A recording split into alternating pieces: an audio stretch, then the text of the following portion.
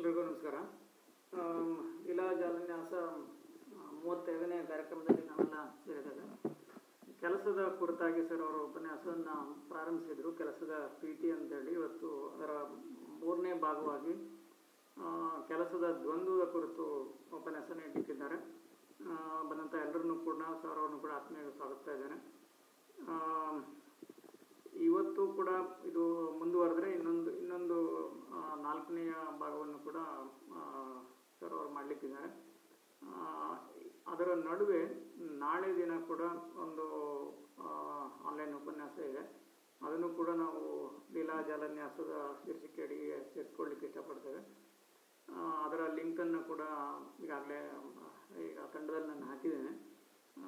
ದಾವಣಗೆರೆಯ ಮನೆ ವಿಜ್ಞಾನ ದಾಸೋಹ ಬಳಗದವರು ಆಯೋಜನೆ ಮಾಡ್ತಾ ಇರ್ತಕ್ಕಂಥದ್ದು. ಅಲ್ಲಿ ವಿಷಯ ಸಂಕಲ್ಪ ವಿಕಲ್ಪ ಅನ್ನೋದು ಅದು ಕೂಡ ಇವತ್ತಿನ ಈ ವಿಷಯಕ್ಕೆ ಪೂರಕ ಆಗಿರೋದ್ರಿಂದ ಅದನ್ನು ಲೀಲಾ ಜಾಲನ್ಯಾಸದ ಪಟ್ಟಿಯಲ್ಲೇ ಸೇರಿಸೋಣ ಅಂತ ಸರ್ ಹೇಳಿದ್ದಾರೆ. ಅದಕ್ಕೂ ಕೂಡ ತಾವೆಲ್ಲ ಆಗಮಿಸಬೇಕು ಅಂತ ಹೇಳ್ತಾ ಸರ್ ಅವರು ಉಪನ್ಯಾಸ ಪ್ರಾರಂಭಿಸಬೇಕಾಗಿ ವಿನಂತಿಸ್ತಾ ಇದ್ದಾರೆ.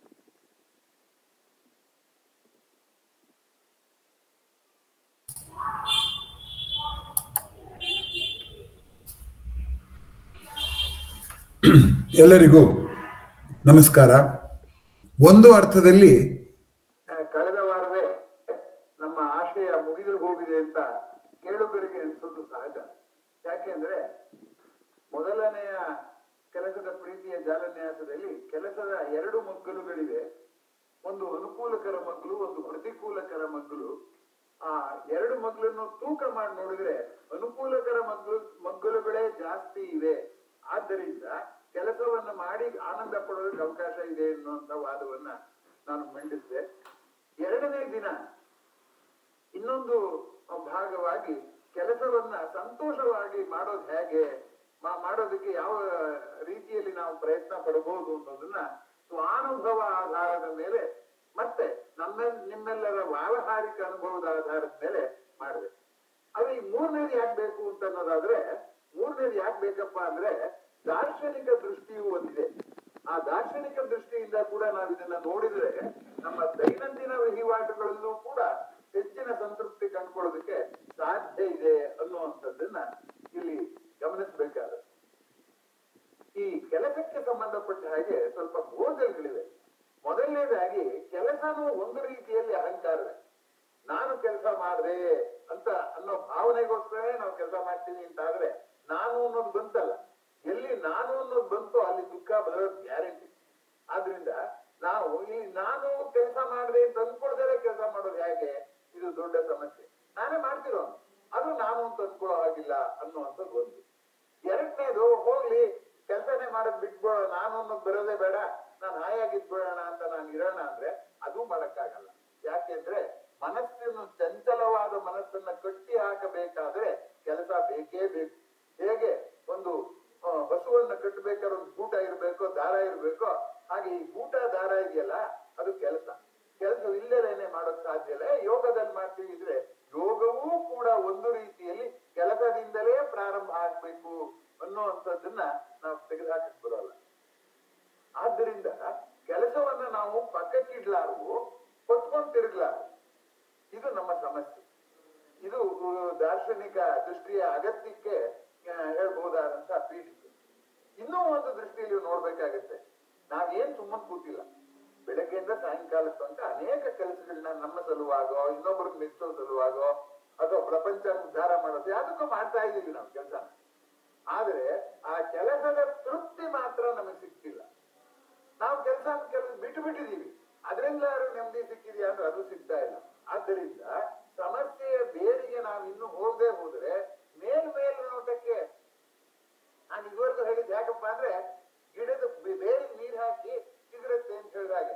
ಆದ್ರೆ ಇಡೀ ಪ್ರಕ್ರಿಯೆ ಬೇರೆ ಏನ್ ಮಾಡುತ್ತೆ, ಕಾಂಡ ಏನ್ ಮಾಡುತ್ತೆ ಅನ್ನುವ ಆ ಇಡೀ ವಿನ್ಯಾಸ ಇದೆಯಲ್ಲ, ಒಂದು ಕ್ರಿಯೆ ಇದೆಯಲ್ಲ, ಆ ಕೆಲಸದ ಈ ಎಲ್ಲ ವಿನ್ಯಾಸಗಳನ್ನ ನಾವು ತಿಳ್ಕೊಳ್ಳದೆ ಹೋದ್ರೆ ನಮ್ಗೆ ಕೆಲಸ ಮಾಡ್ತೀವಿ, ಆ ಕೆಲಸದಿಂದ ಸಂತೃಪ್ತಿ ಸಿಕ್ಕೋಲ್ಲ.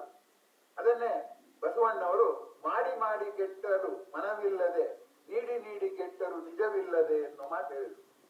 ಇದೆಲ್ಲ ನೋಡಿ ನಾನು ಕೇಳಿದಾಗ ಹೌದು ಚೆನ್ನಾಗಿದೆ ಈ ಪದ್ಯ ವಚನ ಚೆನ್ನಾಗಿದೆ ಅಂತ ಅನೇಕ ಜನರು ಈ ವಚನವನ್ನ ಉದ್ಧರಿಸ್ತಾರೆ. ಮಾಡಿ ಮಾಡಿ ಕೆಟ್ಟರು ಮನವಿಲ್ಲದೆ ಅನ್ನೋದನ್ನ. ಹಾಗಾದ್ರೆ ಮನವಿಟ್ಟು ಮಾಡೋದು ಅಂದ್ರೆ ಏನು ಅನ್ನೋದನ್ನ ಅವರು ಹೇಳಲ್ಲ, ನಾವು ಆಲೋಚನೆ ಮಾಡ್ತೀವಿ. ಇಲ್ಲಿ ನಮ್ಮ ತೊಂದರೆ ಬರೋದು ಯಾವುದೇ ಶಬ್ದ ನಮ್ಗೆ ಏನಾಗ್ಬಿಡುತ್ತೆ ಕೇಳಿದಾಗ ಏನೋ ಒಂದು ಹೊಳೆಯುತ್ತೆ, ಮಸ್ಕಾಗಿ ಏನೋ ಹೊಳೆಯುತ್ತೆ, ಚೆನ್ನಾಗಿದೆ ಅನ್ಬಿಡ್ತೀವಿ ಅಷ್ಟೇ. ಅದಕ್ಕೇನೆ ಶಂಕರಾಚಾರ್ಯರು ಶಬ್ದ ಜಾಲಂ ಮಹಾರಣ್ಯಂ ಅಂತ ಕರೆದ್ರು. ಮಾತಿನ ಜಾಲ ಇದೆಯಲ್ಲ ಅದು ಕಾಡು, ಅಲ್ಲಿ ರಸ್ತೆ ಯಾರು ಮಾಡಿರೋದಿಲ್ಲ, ಮರಗಳಿರತ್ತೆ, ಮರದಲ್ಲಿ ಹೋಗ್ಬೇಕು, ದಿಕ್ಕಿಡ್ಕೊಂಡು ಹೋಗ್ಬೇಕು. ಆದ್ರಿಂದ ರಸ್ತೆಯಲ್ಲಿ ಹೋದ ಹಾಗೆ ಯಾರೋ ಹೇಳಿಕೊಟ್ಟ ಮಾತನ್ನ ಅನುಸರಿಸಿಕೊಂಡು ಹೋದಾಗಲ್ಲ ಜೀವನ. ಮಾತಿನ ಮೂಲಕ ಹೇಳಿದ ನೀತಿಯೂ ಕೂಡ ಆ ಮಾತಿನ ಆಳಕ್ಕೆ ಇಳಿಯದೆ ಹೋದ್ರೆ ಸ್ಪಷ್ಟ ಆಗುದಿಲ್ಲ ಅನ್ನುವಂಥ ಅಪೂರ್ವವಾದ ಸತ್ಯ. ಅದಕ್ಕೋಸ್ಕರ ನಾನು ಇವತ್ತು ಕೂಡ ಅದನ್ನೇ ಮುಂದುವರಿಸೋದಕ್ಕೆ ಪ್ರಯತ್ನ ಪಡ್ತಾ ಇದ್ದೀನಿ. ಅದೇ ಪಟ್ಟಿ ಮಾಡ್ತಾ ಹೋದರೆ ಅದ್ ಯಾಕೋ ಉದ್ದಕ್ಕೆ ಬೆಳಿತಾನೆ ಇದೆ, ಹನುಮಂತನ ಬಾಲದ ಹಾಗೆ. ನಾನು ಕಡಿವಾಣ ಹಾಕಿ ಮುಂದಿನ ವಿಷಯಕ್ಕೆ ಹೋಗೋಣ ಅಂತ ನನಗೂ ಆಸೆನೆ.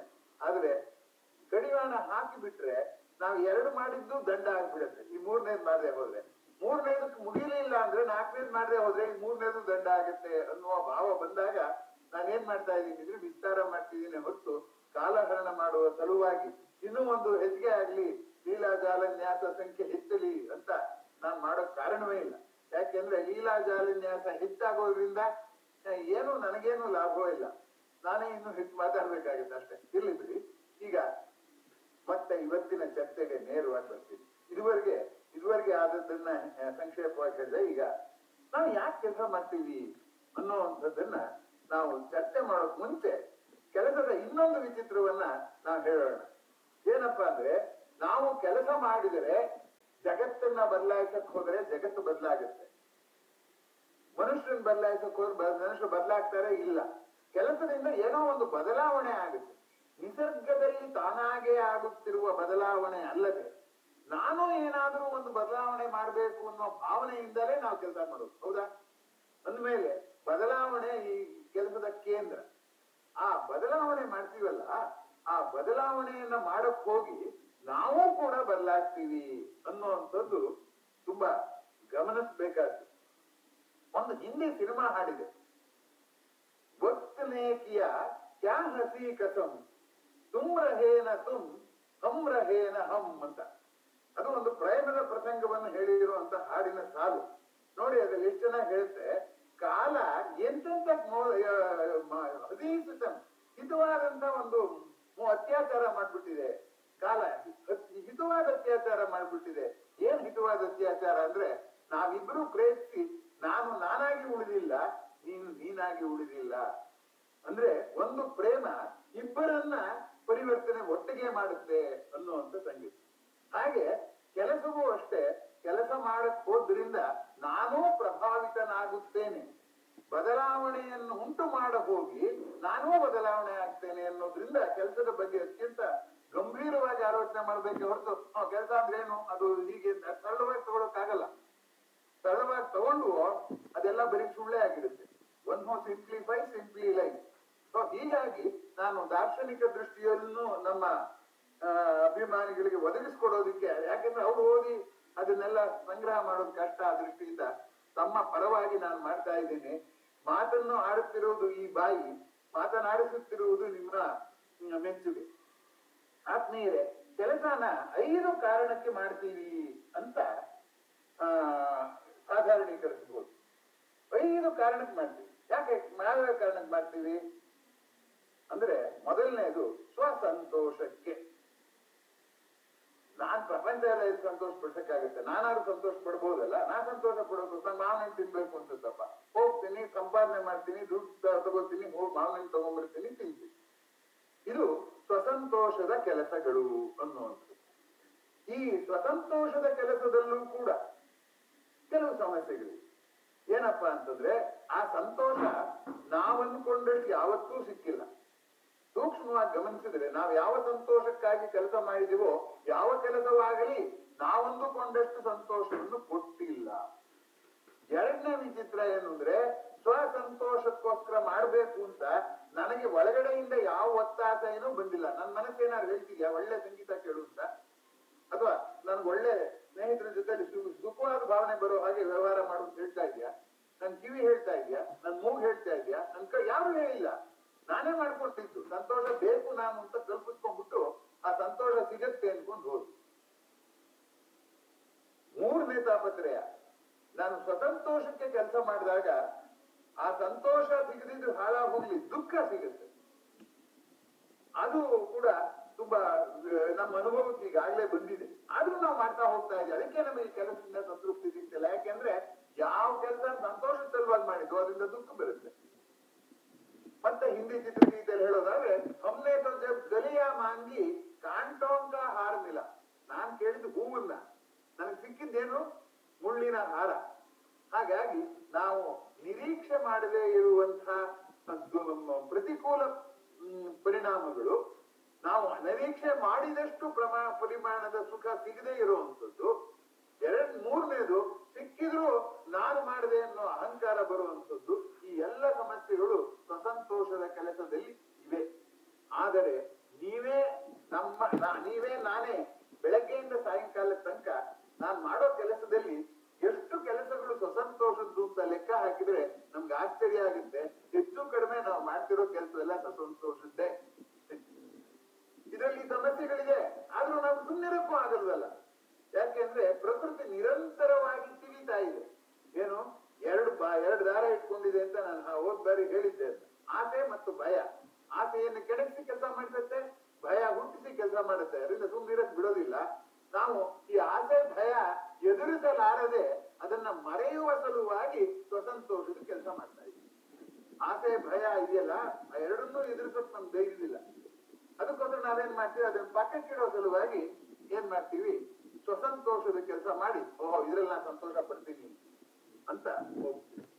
ಇನ್ನು ಎರಡನೆಯ ಬಗೆಯ ಕೆಲಸ, ಒಂದ್ಸರಿ ನಮ್ಗೆ ಅನ್ಸುತ್ತೆ ನಮ್ಮನ್ನ ಎಷ್ಟು ಜನ ರೂಪಿಸಿದ್ದಾರೆ, ಅಷ್ಟು ಜನರ ಸಂತೋಷ ಇದೆಯಲ್ಲ, ಅಷ್ಟು ಜನರಿಂದ ನಾನ್ ಸಂತೋಷ ಪಟ್ಬಿಟ್ಟೆ, ಅವ್ರಿಗೆ ರಿಟರ್ನ್ ಏನಾದ್ರು ಕೊಡ್ಬೇಕಲ್ವಾ. ಒಬ್ರು ನನ್ ಬಗ್ಗೆ 100 ಸರಿ ವಿಚಾರಿಸಿ ನಾನು ಒಂದ್ಸರಿನಾರು ಅವ್ರು ವಿಚಾರಿಸ್ಬೇಕಲ್ಲ, ಹೇಗಿದ್ದೀರಾ. ಹಾಗಿರುವಾಗ ಈ ರಿಟರ್ನ್ ಅನ್ನೋ ಭಾವನೆ ಇದೆಯಲ್ಲ, ಅದು ಕೃತಜ್ಞತೆಯಿಂದ ಬರುವಂಥದ್ದು. ಆ ಕೃತಜ್ಞತೆಯಿಂದ ಬರುವಾಗ ನಾವು ನಮ್ಮ ಸಂತೋಷಕ್ಕಲ್ಲ, ನಮ್ಮ ಆಸುಪಾಸಿನ ಜನರು, ನಮಗೆ ಬೆಂಬಲಿಸಿದ ಜನರನ್ನ ಸಂತೋಷ ಪಡಿಸುವ ಸಲುವಾಗಿ ನಾವು ಕೆಲಸ ಮಾಡ್ತೀವಿ. ಆ ಕೆಲಸ ನಾವು ಮಾಡೇ ಇಲ್ಲ ಇದುವರೆಗೆ ಅಂತ ಹೇಳೋರು ಕೈ ಎತ್ತಿ ನೋಡೋಣ, ಆಗಲ್ಲ. ಅದು ನಮ್ದು ಅರಿವಿದ್ದು ಮಾಡ್ತೀವಿ, ಇಲ್ಲ ಅರಿವು ಇಲ್ದಲೇ ಮಾಡ್ತೀವಿ. ಅದೇನಾರು ಆಗ್ಲಿ ನಾವು ಸ್ವಸಂತೋಷಕ್ಕಲ್ದೆ ಸೇವೆಗೋಸ್ಕರ ಕೆಲಸ ಮಾಡ್ತೀವಿ, ಅದು ಸೇವೆ ಅಂತ ಕರಿತೀವಿ ನಾನು. ಆದ್ರೆ ಆ ಸೇವೆಯಲ್ಲೂ ಕೆಲಸವರಿ ಸ್ವಾರ್ಥ ಬರುತ್ತೆ. ಅವ್ರನ್ನ ಸಂತೋಷ ಪಡಿಸುವಾಗ ನಾನು ಮಧ್ಯದಲ್ಲಿ ಒಂದಿಷ್ಟು ಸಂತೋಷ ಪಡ್ತೀನಿ. ಹಾಗಿರೋದ್ರಿಂದ ಸೇವೆಯಲ್ಲಿ ಸೇವಾ ಸಹಕಾರ ಸಂಘಗಳು, ಸೊಸೈಟಿಗಳು ಎಲ್ಲವೂ ನೋಡಿದಿರಲ್ಲ ಹೇಗಾಗಿದೆ ಅಂತ. ಎಲ್ಲಿ ನಾನು ಬಂದು ಸೇರ್ಕೊಳ್ಳುತ್ತೋ ಅಷ್ಟರ ಮಟ್ಟಿಗೆ ನಾವು ಎಲ್ಲರ ಮೆಚ್ಚುಗೆ ಪಡ್ಕೊಳ್ಳೋದ್ರ ಮಧ್ಯದಲ್ಲಿ ಗುಮಾನಿಗೆ ಅವನೇನೋ ಬುದ್ಧಿವಂತ ಬಿಡಪ್ಪ ಅಂತ ಬಂದ್ರೆ, ಅವ್ನು ಬುದ್ಧಿವಂತ ಅಂತಲ್ಲ, ಅವ್ನ ಮಹಾ ಮೋಸ್ಗಾರ ಅಂತ. ಯಾವಾಗ ಬುದ್ಧಿವಂತಿಕೆನ ಅವನೇ ಸಲುವಾಗಿ ಬೆಳೆಸ್ಕೋತಾನೋ ಈ ರೀತಿಯ ತಾಪತ್ರಯಗಳಾಗುತ್ತೆ. ಹಾಗೆ ಸೇವೆನೂ ಅಷ್ಟೇ, ಜನರ ಹೆಸರಿನಲ್ಲಿ ಮಾಡ್ಕೊಂಡು ಬಡವರಿಗೋ ಸಲುವಾಗಿ ನಾ ಮಾಡ್ತಿದ್ದೀನಿ ಅಂತ ನಾನು ಒಳಗಡೆ ಕಮಿಷನ್ ನಾನೇ ಜಾಸ್ತಿ ತಗೊಂಡು ಸುಖ ಬಿಡ್ದೆ, ಅವಾಗ ಅನುಮಾನಕ್ಕೆ ದಾರಿಯಾಗುತ್ತಾ ಇಲ್ವಾ. ಹಾಗಾಗಿ ಸ್ವಸಂತೋಷದ ಸೇವೆ ಅಲ್ದಲೇನೆ, ಸ್ವಸಂತೋಷದ ಕೆಲಸ ಅಲ್ದಲೇನೆ ಸೇವೆಯ ಕೆಲಸವನ್ನು ಮಾಡ್ತೀವಿ. ಹೋಗ್ಲಿ ಸೇವೆ ಕೆಲಸ ಮಾಡಿ ಸಂತೋಷ ಪಡೋಣ ಅಂದ್ರೆ ಅದಕ್ಕೂ ಗತಿ ಇಲ್ಲ. ಏನಾಗ್ಬಿಡುತ್ತೆ ಅಂದ್ರೆ, ಸೇವೆಯ ಹೆಸರಿನಲ್ಲಿ ಮೋಸ ಮಾಡಿದವರೆಲ್ಲ ಇರೋದ್ರಿಂದ ನಮ್ಮನ್ನು ಜನ ಅನುಮಾನ ಪಡ್ತಾರೆ, ಏನೋ ಲಾಭಕ್ಕೆ ಮಾಡಿರ್ಬೇಕು ಅಂತ. ಈಗ ಕಾರಲ್ಲಿ ಖಾಲಿ ಇದೆ ಜಾಗ, ಯಾರೋ ನಡ್ಕೊಂಡು ಹೋಗ್ತಿದ್ದಾರೆ, ಪಾಪ ನೀವು ತಾನೇ ಎಲ್ಲಿಗೆ ಹೋಗ್ಬೇಕು, ಬನ್ನಿ ಕೂತ್ಕೊ ಬನ್ನಿ ಕಾರಲ್ಲಿ ಅಂತಂದ್ರೆ, ಆ ಕಾರಲ್ಲಿ ಅವ್ರೊಬ್ರೇ ಹೋದ್ರೆ ಕುಲ್ಕತ್ತೆ ಕಾಣುತ್ತೆ, ಅದಕ್ಕೆ ನಮ್ಮನ್ನು ಕೂರಿಸ್ಕೊಂಡು ಹೋಗ್ತಾರೆ ಅಂತ ನೀವು ಅಂದ್ಬಿಟ್ರೆ, ನೀವು ಕಾರಲ್ಲಿ ಕೂರ್ಸ್ಕೊಂಡು ಹೋಗ್ತಿರೋದು ಅವನಿಗೆ ಉಪಕಾರ ಮಾಡೋ ಸಲುವಾಗಿ, ಅವನ ಬಾಯಿಂದ ಆ ಮಾತು ಬಂದ್ರೆ ಏನಾಗುತ್ತೆ ಹೇಳಿ. ಹೀಗಾಗಿ ನಾವು ಸ್ವಸಂತೋಷದ ಸಲದಲ್ಲಿ ಸಿಗುವ ಸಂತೋಷ ನಾವು ನಿರೀಕ್ಷಿತವಾದಷ್ಟು ಅಲ್ಲ ಅನ್ನೋ ಹಾಗೇನೆ, ಸೇವೆಯಲ್ಲಿ ಕೂಡ ಇವತ್ತಿನ ಕೆಟ್ಟಿರುವ ವ್ಯವಸ್ಥೆಯಲ್ಲಿ ಸೇವೆಯಲ್ಲಿ ಕೂಡ ಸಂತೋಷ ಪಡುವುದು ಕಷ್ಟ. ಇನ್ನು ಮೂರನೆಯ ಬಗೆಯ ಕೆಲಸಕ್ಕೆ ಬರ್ತೀನಿ ನಾನು. ಮೂರನೇ ಬಗೆಯ ಕೆಲಸ ಯಾವ್ದಪ್ಪ ಅಂದ್ರೆ ಸುಧಾರಣೆ. ಅಂದ್ರೇನು, ಈಗ ನಮ್ಮ ಕಾಲೇಜಿನ ವ್ಯವಸ್ಥೆ ಹೀಗಿದೆ. ನಾನು ಸ್ವಲ್ಪ ಈ ಸುಧಾರಣೆ ಜಾರಿಗೆ ತಂದ್ರೆ ನಮ್ಮ ಕಾಲೇಜನ್ನು ಇನ್ನೂ ಸುಧಾರಿಸಬಹುದು. ನಮ್ಮ ಮನೆ ವ್ಯವಸ್ಥೆ ಹೀಗಿದೆ, ಇದನ್ನು ಇನ್ನೊಂದು ಏನಾದ್ರು ಒಂದು ಮಾಡಿದ್ರೆ ಅದು ಮನೆಯ ವ್ಯವಸ್ಥೆ ಸರಿ ಹೋಗ್ಬೋದು ಅಂತ ಪ್ರಯತ್ನ ಪಡುವಂಥದ್ದಿದೆಯಲ್ಲ, ಅದಕ್ಕೆ ಸುಧಾರಣಾ ಆಧಾರಿತ ಕೆಲಸಗಳು ಅಂತ ಹೇಳೋಣ. ಮಂಕುತಿಮ್ಮನ ಕಗ್ಗದಲ್ಲಿ ಡಿ.ವಿ.ಜಿ ಸುಧಾರಣೆ ಕುರಿತಂತ ಪದ್ಯವನ್ನು ತುಂಬಾ ಚೆನ್ನಾಗಿ ಬರೆದಿದ್ದಾರೆ. ಬಾಳ ಸಿರಿ ಸೊಗಸುಗಳ ಪೆರ್ಚಿಪನು ಕೇಲಕನು. ಪ್ರಪಂಚದಲ್ಲಿ ಈಗಾಗಲೇ ಸಿರಿ ಸೊಗಸು ನಾನೇನ್ ಮಾಡ್ಬೇಕಾಗಿಲ್ಲ, ನಿಸರ್ಗ ಆಗ್ಲೇ ಮಾಡಿ ನಮ್ಮನ್ನ ಆಕರ್ಷಿಸ್ತಾ ಇದೆ. ಅದೇನೋ ಸ್ವಲ್ಪ ಹೆಚ್ಚಿಸ್ಬೋದು ನಾನು. ಬಾಳ ಸಿರಿ ಸೊಗಸುಗಳ ಪೆರ್ಚಿಪನು ಕೇಲಕನು. ಕೇಲಕ ಅಂದ್ರೆ ಆಟ ಆಡೋನು. ಕೀಳೆನಿಪವನ್ ಹೊರಟ, ಈ ಪ್ರಪಂಚ ಏನು ಮಾಡಕ್ಕಾಗಲ್ಲ, ಯಾರ್ದು ಏನು ಪ್ರಯೋಜನ ಇಲ್ಲ ಅಂತ ಅನ್ನೋನು ಹೊರಟ. ಮಂಕ ಅವ್ನ್ ದಡ್ಡ, ಅವನಿಗೇನು ಹೊಳಿತಾ ಇಲ್ಲ ಹೇಗೆ ಬದಲಾವಣೆ ಮಾಡೋದು ಅಂತ ಅಷ್ಟೇ, ಅದಕ್ಕಾಗಿಂತಾನೆ ಕಲ್ಲೇ ಬೇಗ. ಅಥವಾ ಇನ್ನೊಬ್ರ ಸಂತೋಷ ನೋಡಿ ಸಂತೋಷ ಪಡದೇ ಇರುವಷ್ಟು ಕಲ್ಲು ಮನಸ್ಸಿನವನು. ತೋಳಿಂದೆ ತಿಳಿವಿಂದೆ ನುಡಿ ಹಿಂದೆ ಜಗದಿರವ ಮೇಲೆ ನಿಪವನು ರಸಿಕ ಮಂಕುತಿಮ್ಮ. ತನ್ನ ತೋಳಿನ ಶಕ್ತಿಯಿಂದ ಅಂದ್ರೆ ದೈಹಿಕ ಶ್ರಮದಿಂದ, ಕೆಲಸದಿಂದ, ತಿಳಿವಿಂದ ತನ್ನ ಜ್ಞಾನದಿಂದ, ಮತ್ತೆ ನುಡಿಯಿಂದ ಆಡುವ ಮಾತಿನಿಂದ ಜಗತ್ತಿನ ಇರುವ ಸ್ಥಿತಿಯನ್ನು ಮೇಲು ಮಾಡೋದಕ್ಕೆ ಯಾರು ಪ್ರಯತ್ನ ಪಡ್ತಾನೋ ಅವನು ರಸಿಕ ಅಂತ ಡಿ.ವಿ.ಜಿ ಹೇಳ್ತಾರೆ. ಆ ರಸಿಕತೆ ನಮ್ಗಿರೋ ಎಲ್ರಿಗೂ ಇದೆ. ಇದು ಅವ್ರು ಯಾರಿಗೂ ಇದೆ, ಇವ್ರಾರಿಗೂ ಇದೆ ಅಂತ ಉದಾಹರಣೆ ಇಲ್ಲ, ನಮಗೂ ಇದೆ ಆ ರಸಿಕತೆ. ಆ ರಸಿಕತೆ ಇರೋ ಅಷ್ಟರ ಮಟ್ಟಿಗೆ ನಾವು ಸ್ಪೋರ್ಟಿವ್ ಫೆಲೋಸ್. ಆ ರಸಿಕತೆ ಕಳ್ಕೊಂಡ್ಬಿಟ್ರೆ ಅವಾಗ ಏನಾಗುತ್ತೆ ಅಂದ್ರೆ ನಾವು ಏನ್ ಕೆಲಸ ಮಾಡಕ್ಕೂ ನಮ್ಗೆ ಮನಸ್ಸಾಗಲ್ಲ, ಯಾವುದೇ ಸುಧಾರಣೆ ಕೆಲಸ ನಾವು ಮಾಡಕ್ ಹೋಗೋದಿಲ್ಲ, ಸಿನಿಕ್ ಆಗುತ್ತೆ. ಅಯ್ಯೋ ಎಷ್ಟು ಮಾಡಿದ್ರು ಅಷ್ಟೇ, ನಾಯಿ ಬಾಲ ಡೊಂಕೇನೆ, ಪ್ರಪಂಚ ಅಂತಿದ್ದೋದಕ್ಕೆ ಆಗುದಿಲ್ಲ ಅಂತ. ನಿಜ ಕೂಡ, ಪ್ರಪಂಚ ಅಂತಿದ್ದೋದೇನು ಅಷ್ಟು ಸುಲಭ ಅಲ್ಲ. ರಾಮ ಕಾರ್ಮುಕ, ನಮ್ಮನ್ ಬಿಟ್ಬಿಡಿ, ರಾಮನ ಕಾರ್ಮುಕ ಏನ್ ಹೇಳ್ತಾನೆ, ರಾಮನ ಬಾಣ, ಕೃಷ್ಣ ಯುಕ್ತಿ, ಕೃಷ್ಣನ ಜಾಣ್ತನ, ಗೌತಮ ಕರುಣೆ, ಭೂಮಿಯ ಭಾರವನ್ನಿಳೆ ಸಾಲದಾಗಿರಲು. ಇಷ್ಟೆಲ್ಲ ದಶಾವತಾರ ಮಾಡಿದ್ರೆ ಇಷ್ಟು ಕೆಟ್ಟದೆಲ್ಲ ಹಂಗೆ ಇದೆಯಲ್ಲ, ಇನ್ನು ಆ ಕಸ ಎಲ್ಲಿ ಹೋಗಿದೆ? ಸಾಮಾನ್ಯರಿಂತು ಪೆಣಗಿದರೆ ಅದೇನಹುದು. ಅಂತದ್ರಲ್ಲಿ ನಾವು ಸಾಮಾನ್ಯ ಮನುಷ್ಯರು ಪ್ರಪಂಚ ಸುಧಾರಣೆ ಮಾಡ್ತೀನಿ ಅಂತ ಹೋದ್ರೆ ಏನಾಗುತ್ತೆ? ಕ್ಷೇಮವೆಂದು ಮೃಗ್ಯ ಮಂಕುತಿಮ್ಮ, ನಾನು ಇದನ್ನ ಕ್ಷೇಮ ಸಾಧಿಸ್ಬಿಡ್ತೀನಿ ಅನ್ನೋಂಥದ್ದು ಇದೆಯಲ್ಲ, ಅದು ಮೃಗ್ಯ ಅಂತ ಕರೀತಾರೆ. ಅಂದ್ರೆ ಮೃಗ ಜಲ ಅಂತ ಹೇಳ್ತಾರಲ್ಲ, ಮರೀಚಿಕೆ ಸಿಗದೆ ಇರುವಂಥದ್ದು. ನೀರಿರೋ ಕಾರಣಕ್ಕೆ ಅಲ್ಲಿ ನೀರಿಲ್ಲ. ಹಾಗಾಗಿ ಡಿ.ವಿ.ಜಿ ಅವರು ಈ ಸುಧಾರಣೆ ಮಾಡೋರಿಗೆ ಮುಂಚೆ ಎಚ್ಚರಿಕೆ ಕೊಡ್ತಾರೆ. ಏನಂದ್ರೆ ಸುಧಾರಣೆಯನ್ನು ಮಾಡೋದ್ರಲ್ಲಿ ತಪ್ಪಿಲ್ಲ, ಮಾಡಿ ಅಂತ ಅವರೇ ಹೇಳಿದ್ರಲ್ಲ, ತೋಳಿಂದ ತಿಳಿದಿಂದ ಅಂತ. ಅವರೇ ಇನ್ನೊಂದು ಎಚ್ಚರಿಕೆಯನ್ನು ಕೊಡ್ತಾರೆ, ಸುಧಾರಣೆ ಮಾಡ್ತೀನಿ ಅಂತ ಮಾಡಬೇಡಿ, ಸುಧಾರಣೆಗೆ ಪ್ರಯತ್ನಿಸ್ತೀನಿ ಅಂತ ಮಾಡಿ. ಇವೆರಡಕ್ಕೂ ವ್ಯತ್ಯಾಸ ಇದೆ. ಸುಧಾರಣೆಗೆ ಪ್ರಯತ್ನಿಸೋದು ಬೇರೆ, ಸುಧಾರಣೆ ಮಾಡ್ತೀನಿ ಅನ್ನೋ ಹಠದ ಮೇಲೆ ಮಾಡೋದು ಬೇರೆ. ಸುಧಾರಣೆ ಮಾಡ್ತೀನಿ ಅನ್ನೋ ಹಠದ ಮೇಲೆ ಮಾಡಿದವ್ರಿಗೆ ದುಃಖ. ಸುಧಾರಣೆ ನಾನ್ ಮಾಡೋದು ಮಾಡಿದೆ, ಅದಾಗಲಿಲ್ಲ, ಏನ್ ಮಾಡಕ್ಕಾಗತ್ತೆ ಅನ್ನುವ ಧೋರಣೆ ಇರುವಂಗೆ ದುಃಖ ಇಲ್ಲ. ಆ ಪ್ರಕ್ರಿಯೆ ಇದೆಯಲ್ಲ, ಸುಧಾರಣೆಯ ಪ್ರಕ್ರಿಯೆ, ಅದನ್ನೇ ಆನಂದ ಪಡ್ತಾನೆ. ನಾವು ಇನ್ನೂ ಈ ಪ್ರಕ್ರಿಯೆಯನ್ನು ಆನಂದ ಪಡುವಂತಹ ಪ್ರಬುದ್ಧತೆ ನಮಗ್ ಬಂದಿಲ್ಲ. ಅದಕ್ಕೋಸ್ಕರವೇ ಸುಧಾರಣೆ ಮಾಡುವಾಗ ನಾವು ಸೋಲ್ತೀವಿ. ಆವಾಗ ನಾನ್ ಮಾಡಿದ್ದೆಲ್ಲ ದಂಡ. ಯಾಕೆ ದಂಡ ಆಗುತ್ತೆ? ಹೆಂಗ್ ದಂಡ ಆಗುತ್ತೆ? ನಾ ಮಾಡಿದ್ದು ಸುಧಾರಣೆ ಆಗ್ಲಿಲ್ವೇ ಹೊರತು ಮಾಡದೆ ಅನ್ನೋ ಒಂದು ಸಂತೃಪ್ತಿ ನಂಗೆ ಇತ್ತಲ್ಲ. ನಾನು ಆಗ್ಲೇ ಹೇಳಿದ ಹಾಗೆ ಕೆಲಸ ಮಾಡಿ ಪ್ರಪಂಚ ಬದಲಾಗಿದ್ರು ನಾನ್ ಬದಲಾಗ್ಬೋದಲ್ಲ. ಪ್ರಪಂಚ ಬದಲಾಯಿಸೋ ಅಂತ ಹುಚ್ಚಾಟ ನಂಗಿತ್ತು, ನನ್ಗೆ ಅದು ಹೋಯ್ತು. ಇವಾಗ ಆ ಭ್ರಮೆ ಕಳೆದೋಯ್ತು ಅನ್ನೋದು ಒಂದು ಬೆಳವಣಿಗೆ ತಾನೆ. ಹೀಗಾಗಿ ಸುಧಾರಣೆಯೂ ಕೂಡ ನಾನು ಮಾಡುತ್ತೇನೆ ಅನ್ನೋ ಛಲದಿಂದ ಮಾಡಿದರೆ, ಅದೇ ಸಂತೋಷದಲ್ಲಿ ಸ್ವಾತಾಪತ್ರಯ ಕೊಡ್ತು ಅಂತ ಹೇಳಿದೆ, ಸೇವೆಯಲ್ಲಿ ಬಂದು ನಮಗೆ ಅರಿವಿಲ್ಲದೆ ಸೇವೆಯ ಮುಖವಾಡದಲ್ಲಿ ಬಂದು ಸೇರ್ಕೊಳ್ಳುತ್ತೆ ಅಂತ ಹೇಳಿದಾಗೆ ಸುಧಾರಣೆಯಲ್ಲಿಯೂ ಕೂಡ ನಮ್ಮ ಬಂದು ಸೇರಿಕೊಳ್ಳುವಂತ ಸಾಧ್ಯತೆ ಇದೆ. ಈಗ ನಾಯಿ ಬಾಲವನ್ನಾಡಿಸಬಹುದೇ ಹೊರತು ಬಾಲ ನಾಯಿ ನಾಟಕ್ ಆಗೋದಿಲ್ಲ. ನಾವು ಬಾಲವೂ ಅಲ್ಲ, ಬಾಲದ ಮೇಲೆ ಕೂತಿರೋ ನೊಣ, ನಾಯಿಯ ಬಾಲದ ಮೇಲೆ ಕೂತಿರೋ ನೊಣ. ಬಾಲನ ಜೋರಾಗಿ ಆಡ್ತಿದ್ರೆ ನೊಣ ಹಾರೋಗ್ಬೋದೇ ಹೊರತು ಬಾಲನ ಆಡಿಸಿದಾಗ ಬಿಗಿಯಾಗಿ ಇಟ್ಕೊಳಕ್ಕಾಗತ್ತ ಒಂದು ನೊಣ? ಆಗೋದಿಲ್ಲ. ಹಾಗಾಗಿ ಜಗತ್ತನ್ನ ಸುಧಾರಣೆ ಮಾಡೋದಕ್ಕೆ ನಾವು ಹೊರಟ್ರೆ ಏನಾಗ್ತೀವಿ? ಇದನ್ನ ಸಾಧ್ಯ ಇಲ್ಲ ಅನ್ನೋದನ್ನ ಎಷ್ಟು ಜನ ದಾರ್ಶನಿಕರು ಎಷ್ಟು ಭಾಷೆಯಲ್ಲಿ ಹೇಳಿದ್ದಾರೆ ಅಂದ್ರೆ ನಿಮ್ಗೆ ಆಶ್ಚರ್ಯ ಆಗ್ಬೋದು. ಭಾರತೀಯರೇ ಅಲ್ಲ, ಗ್ರೀಕ್ ಮೈಥಾಲಜಿಲಿ ಒಂದಿದೆ ಮಿತ್ ಆಫ್ ಸಿಸಿಫಸ್ ಅಂತ. ಸಿಸಿಫಸ್ ಅನ್ನೋನು ಒಂದು ಬಂಡೆ, ಉರುಳು ಬಂಡೆನ ಬೆಟ್ಟದ ತುದಿ ತಗೊಂಡು ಹೋಗ್ತೀನಿ ಅಂತ ಮೇಲೆ ತಳ್ಕೊಂಡು ಹೋಗ್ತಾನೆ. ಹಗಲೆಲ್ಲ ತಳ್ತಾನೆ, ರಾತ್ರಿ ಹೊತ್ತು ಸುಸ್ತಾಗುತ್ತೆ, ಕೂತ್ಕೋತಾನೆ, ಬಂಡೆ ತಿರುಗಿ ಕೆಳಗೆ ಇಳಿದು ಎರಡು ಅಡಿ ಮೇಲೆ ತಳ್ಳಿದ್ರೆ ಹಗಲೊತ್ತು, ರಾತ್ರಿ 3 ಅಡಿ ಕೆಳಗೆ ಬರುತ್ತೆ. ಇದನ್ನ ಮಿತ್ ಆಫ್ ಸಿಸಿಫಸ್ ಅಂತ ಕರೀತಾರೆ. ಸಿಸಿಫಸ್ ಅನ್ನೋನು ಪ್ರಪಂಚ ಸುಧಾರಣೆ, ನೀವೇನಾದ್ರು ಪ್ರಪಂಚ ಸುಧಾರಣೆ ಮಾಡಕ್ ಹೋದ್ರೆ ಮಿತ್ ಆಫ್ ಸಿಸಿಫಸ್ ಆಗುತ್ತೆ ಅಂತ ಅವ್ನು ಹೇಳ್ತಾನೆ. ಬಸವಣ್ಣವರು ಲೋಕದ ಲೊಂಕ ನೀವೇಕೆ ತಿದ್ದುವಿರಿ, ನಿಮ್ಮ ತನುವ ಸಂತೈಸಿಕೊಳ್ಳಿ, ನಿಮ್ಮ ಮನವ ಸಂತೈಸಿಕೊಳ್ಳಿ ಅನ್ನೋದು ಮಿತ್ ಆಫ್ ಸಿಸಿಫಸ್ ನ ಕುರಿತು ಹೇಳುವಂಥದ್ದು. ನನಗೆ ಅನೇಕರು ಬಂದಿದ್ದ ಪ್ರಶ್ನೆ ಕೇಳ್ತಾ, ಬಸವಣ್ಣವರು ಸಮಾಜ ಸುಧಾರಕರು, ನಿಮ್ಮನ್ನ ಸಮಾಧಾನ ಮಾಡ್ಕೊಡಿ ಅಂದ್ಬಿಟ್ಟು ಅದೆಂತ ಸಮಾಜ ಸುಧಾರಕರು, ಎಲ್ಲರನ್ನೂ ಸಮಾಧಾನ ಮಾಡಿ ಅಂತ ಹೇಳ್ಬೇಕಾಗಿತ್ತಲ್ಲ ಬಸವಣ್ಣವರು. ನಮ್ಮ ಅನುಭವದಲ್ಲಿ ಅರ್ಥ ಮಾಡ್ಕೋತೀವಿ. ಆದ್ರೆ ಸುಧಾರಣಾ ಮನೋಭಾವದವರು ಸಂಕಟ ಪಡ್ಬೇಕಾಗತ್ತೆ. ನಾನು ಸುಧಾರಣೆ ಮಾಡ್ತೀನಿ ಅನ್ನೋ ಛಲದಲ್ಲಿ ಮಾಡಿದ್ರು.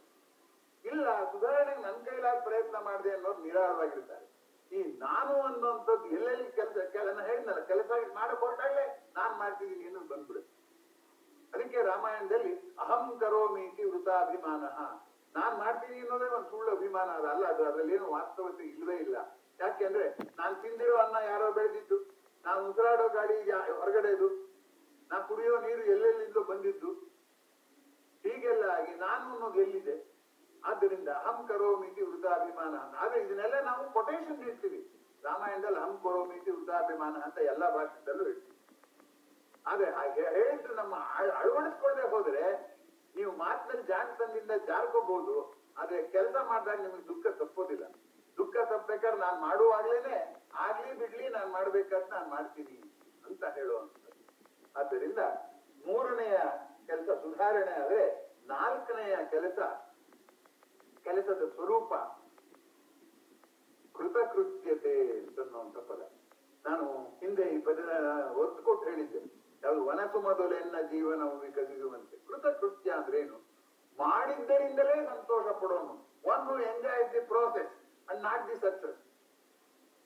ಪ್ರಾಸೆಸ್ ಯಾರು ಎಂಜಾಯ್ ಮಾಡ್ತಾರೋ, ನಾನು ಊಟ ಹಾಕಿ ಸಂತೋಷ ಪಟ್ಬಿಡ್ತೀನಿ, ಊಟ ಮಾಡೋರು ನೋಡಿ ಸಂತೋಷ ಪಟ್ಬಿಡ್ತೀನಿ. ನಾನು ಆ ಊಟ ಚೆನ್ನಾಗಿರುತ್ತೋ ಇಲ್ವೋ, ಆಮೇಲೆ ಅವ್ನು ಚೆನ್ನಾಗಿಲ್ಲ ಅಂತ ಬೈದ್ಬಿಟ್ರೆ ಏನು ನನ್ಗೆ ಬಾತಲ್ಲ. ನಾನ್ ಪ್ರೀತಿಯಾಗಿ ಮಾಡಿ ಹಾಕಿದ್ದೀನಿ, ಅವ್ರು ಬೇಕಾದ್ರೆ ಹೇಗೆ ಊಟ ಮಾಡ್ತಾರೆ.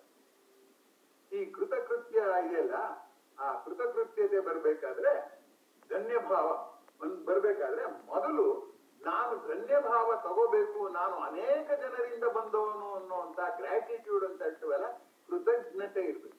ಕೃತಜ್ಞತೆ ಇರುವವರಿಗೆ ಮಾತ್ರ ಕೃತಕೃತ್ಯತೆ ಇದೆ. ಕೃತಕೃತ್ಯತೆಯೇ ಬದುಕಿನ ಗುರಿ, ಪ್ರಪಂಚ ಬದಲಾಯಿಸೋದಲ್ಲ ಅನ್ನುವಂಥ ಮಾತು ಕೂಡ ತುಂಬಾ ಮುಖ್ಯವಾದ್ದು.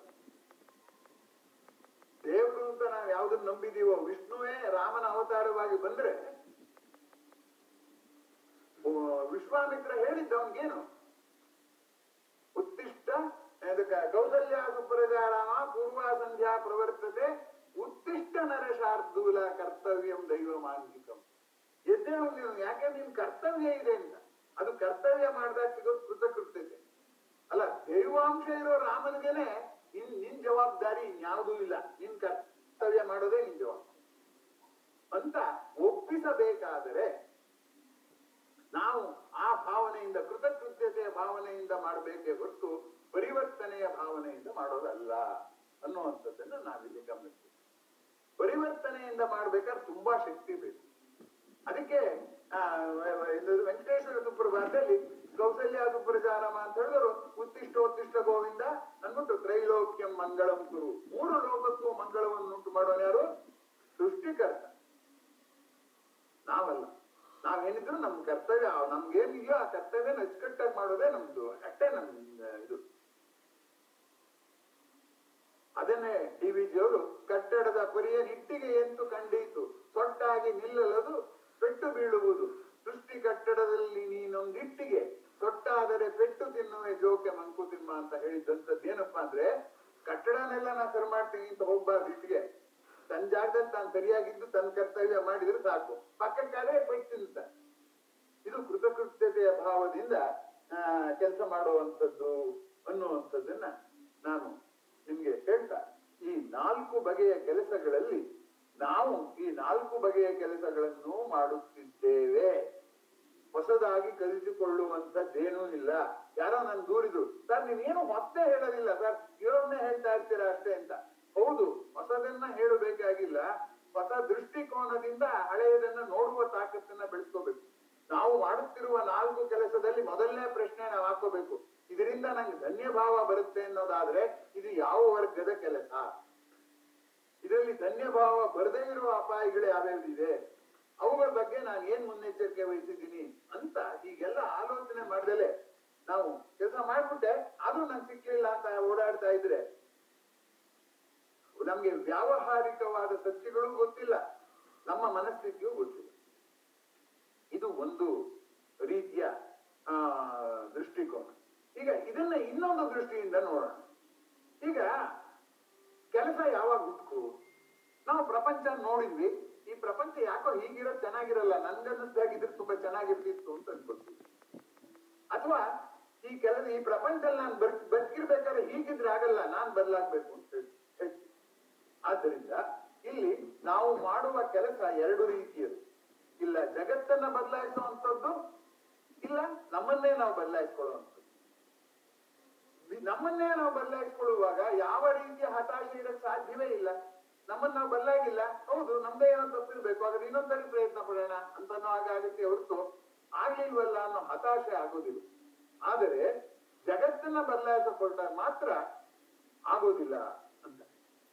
ಆದ್ರಿಂದ ಜಗತ್ತು ಎಷ್ಟು ದೊಡ್ಡದು, ನಾನು ಎಷ್ಟು ಚಿಕ್ಕವನು ಅನ್ನುವಂತ ಪ್ರಜ್ಞೆ ನನ್ಗಿದ್ರೆ ಜಗತ್ತನ್ನ ಬದಲಾಯಿಸಕ್ ಹೋಗೋದಿಲ್ಲ. ಆದ್ರೂ ನಾವು ಜಗತ್ತನ್ನು ಬದಲಾಯಿಸೋ ಪ್ರಯತ್ನ ಮಾಡ್ತೀವಿ, ಕಷ್ಟ ಪಡ್ತೀವಿ. ಇದನ್ನ ನಾವೆಲ್ಲರೂ ಒಪ್ಕೊಳ್ಳೇಬೇಕು. ಯಾಕೆಂದ್ರೆ ಸುಮ್ನೆ ಯಾರು ಕೆಲಸ ಮಾಡೋದಿಲ್ಲ. ಪ್ರಯೋಜನ ಮನುದ್ದಿಶ್ಯ ನಮಂದೋಪಿ ಪ್ರವರ್ತದೆ. ಪ್ರಯೋಜನದಿಂದ ಒಬ್ಬ ದಡ್ಡ ಕೂಡ ಕೆಲಸ ಮಾಡೋದಿಲ್ಲ ಅಂತ ಸಂಸ್ಕೃತ ಶ್ಲೋಕ ಹೇಳುತ್ತೆ. ಹಂಗಾದ್ಮೇಲೆ ನಾವು ಕೆಲಸ ಮಾಡ್ತಾ ಇದ್ದೀವಿ, ಪ್ರಪಂಚನ ಬದಲಾಯಿಸಕ್ ಹೋಗ್ತಾ ಇದ್ದೀವಿ. ಪ್ರಪಂಚ ನಮ್ಮನ್ನು ಬದಲಾಯಿಸಬಹುದೇ ಹೊರತು ನಾವು ಪ್ರಪಂಚನ ಬದಲಾಯಿಸಕ್ ಆಗೋದು. ಅವಾಗ ವ್ಯಥೆ ಪಡ್ತೀವಿ. ಆದ್ರೆ ಇದು ಒಂದು ಸ್ವಲ್ಪ ಕಡಿಮೆ ಅಂತ ಹೇಳಬೇಕು. ಜಗತ್ತನ್ನು ಬದಲಾಯಿಸಕ್ ನಾವು ಹೋಗೋದು ಸ್ವಲ್ಪ ಕಡಿಮೆ. ಹಾಗಾದ್ರೆ ನಾವ್ ಏನನ್ನು ಬದಲಾಯಿಸಕ್ ಹೋಗ್ತೀವಿ? ಜಗವನ್ನು ಬದಲಾಯಿಸೋದಕ್ಕಿಂತ ಹೆಚ್ಚಿಗೆ ಜನವನ್ನು ಬದಲಾಯಿಸಕ್ ಹೋಗ್ತೀವಿ ಅಲ್ವಾ? ನಮ್ಮ ಸುತ್ತಮುತ್ತ ಇರೋರು, ನಮ್ಮ ಮಕ್ಕಳು, ನಮ್ಮ ಸ್ನೇಹಿತರು, ಅವರೆಲ್ಲ ಇನ್ನೊಂದಿಷ್ಟು ಚೆನ್ನಾಗಿರ್ಲಿ ಅಂತ ಅವ್ರನ್ನ ಬದಲಾಯಿಸೋದಕ್ಕೆ ಹೋಗ್ತೀವಿ. ಓಶೋ ಅದನ್ನ ತುಂಬಾ ಚೆನ್ನಾಗಿ ಹೇಳ್ತಾನೆ. ಏನಂತ ಅಂದ್ರೆ, ನೋಡಿ ನೀವು ಜಗತ್ತನ್ನಾರು ಬದಲಾಯಿಸಬಹುದೇನೋ, ಜನರನ್ನು ಬದಲಾಯಿಸೋದು ಇನ್ನೂ ಕಷ್ಟ. ನಾವ್ ಅನ್ಕೊಂಡಿರೋದು ಜನ ಚಿಕ್ಕವ್ರು, ನನ್ನ ಹಾಗೆ ಅವ್ರಿಗೊಂದು ಸಲಹೆ ಕೊಟ್ಬಿಟ್ರೆ, ಅವ್ರ ಅಜ್ಞಾನವನ್ನು ಕಳೆದು ಬಿಟ್ರೆ ಅವ್ರು ಜಾಣರಾಗ್ಬಿಟ್ಟು ನನ್ನ ಮಾತೆಲ್ಲ ಕೇಳ್ಬಿಡ್ತಾರೆ ಅನ್ನುವ ಒಂದು ನಮ್ಮ ಧೋರಣೆ ಇದೆ. ಯಾಕಂದ್ರೆ ಜಗತ್ನಷ್ಟು ದೊಡ್ಡವನಲ್ವಲ್ಲ ಮನುಷ್ಯ, ಅದನ್ನೇ ಜನವನ್ನು ಬದಲಾಯಿಸಬಹುದು ಅಂತ ಓಶೋ ತುಂಬಾ ಚೆನ್ನಾಗಿ ಹೇಳ್ತಾನೆ. ಏನಪ್ಪಾ ಅಂದ್ರೆ, ನಿಮ್ಮ ಮಕ್ಕಳೇ ಆಗಲಿ, ನಿಮ್ಮ ಒಂದು ಕನಸಿದೆಯಲ್ಲ, ಆ ಕನಸೇ ಬೇರೆ. ಆ ಮಗುವಿಗೂ ಒಂದು ಕನಸಿದೆ. ಆದ್ದರಿಂದ ನೀವು ಏನೇ ಹೇಳಿದ್ರು ಮಗು ತನ್ನ ಕನಸಿಗೆ ಉಪಯೋಗ ಆಗೋದಾಗ ಅದನ್ನು ಸ್ವೀಕರಿಸುತ್ತೆ, ಇಲ್ಲಿ ಸ್ವೀಕರಿಸುತ್ತೆ.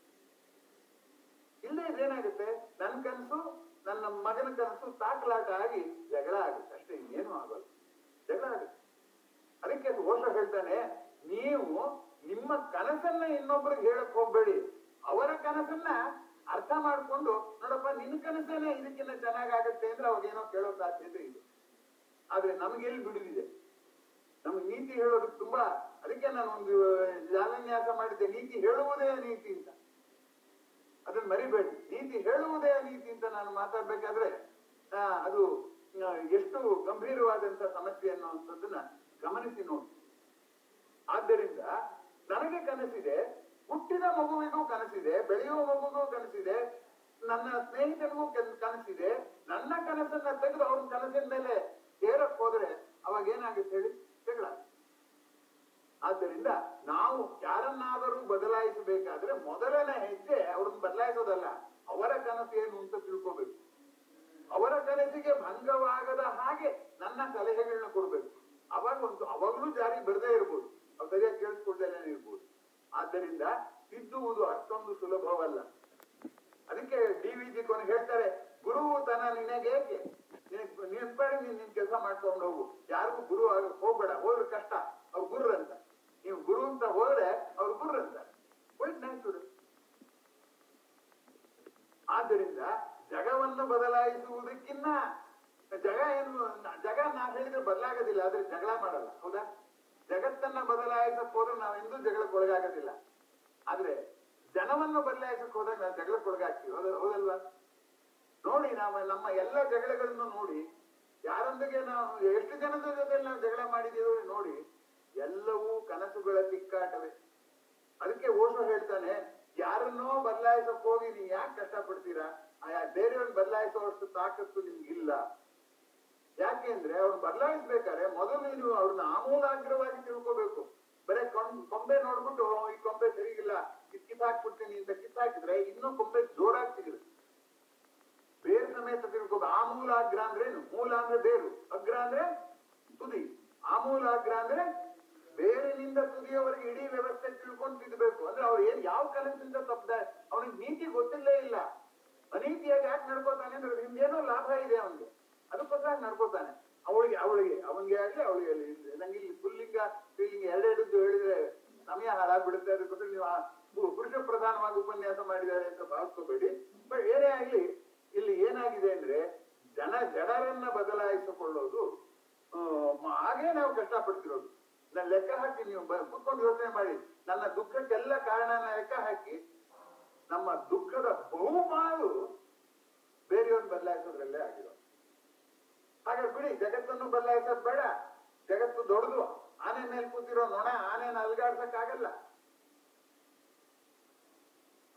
ಇದು ಜನರನ್ನು ಬದಲಾಯಿಸಲ್ಲ, ನಾನೇ ಬದಲಾಗೋಣ, ಈ ಗೋಳು ಕರೆಯ ಮಧ್ಯದಲ್ಲೇ ನಾನು ನಿರಾಳವಾಗಿರೋ ಹಾಗೆ ನಾನ್ ಬದಲಾಗೋಣ ಅಂತ ಯಾಕೆ ಪ್ರಯತ್ನ ಪಡಬಾರ್ದು?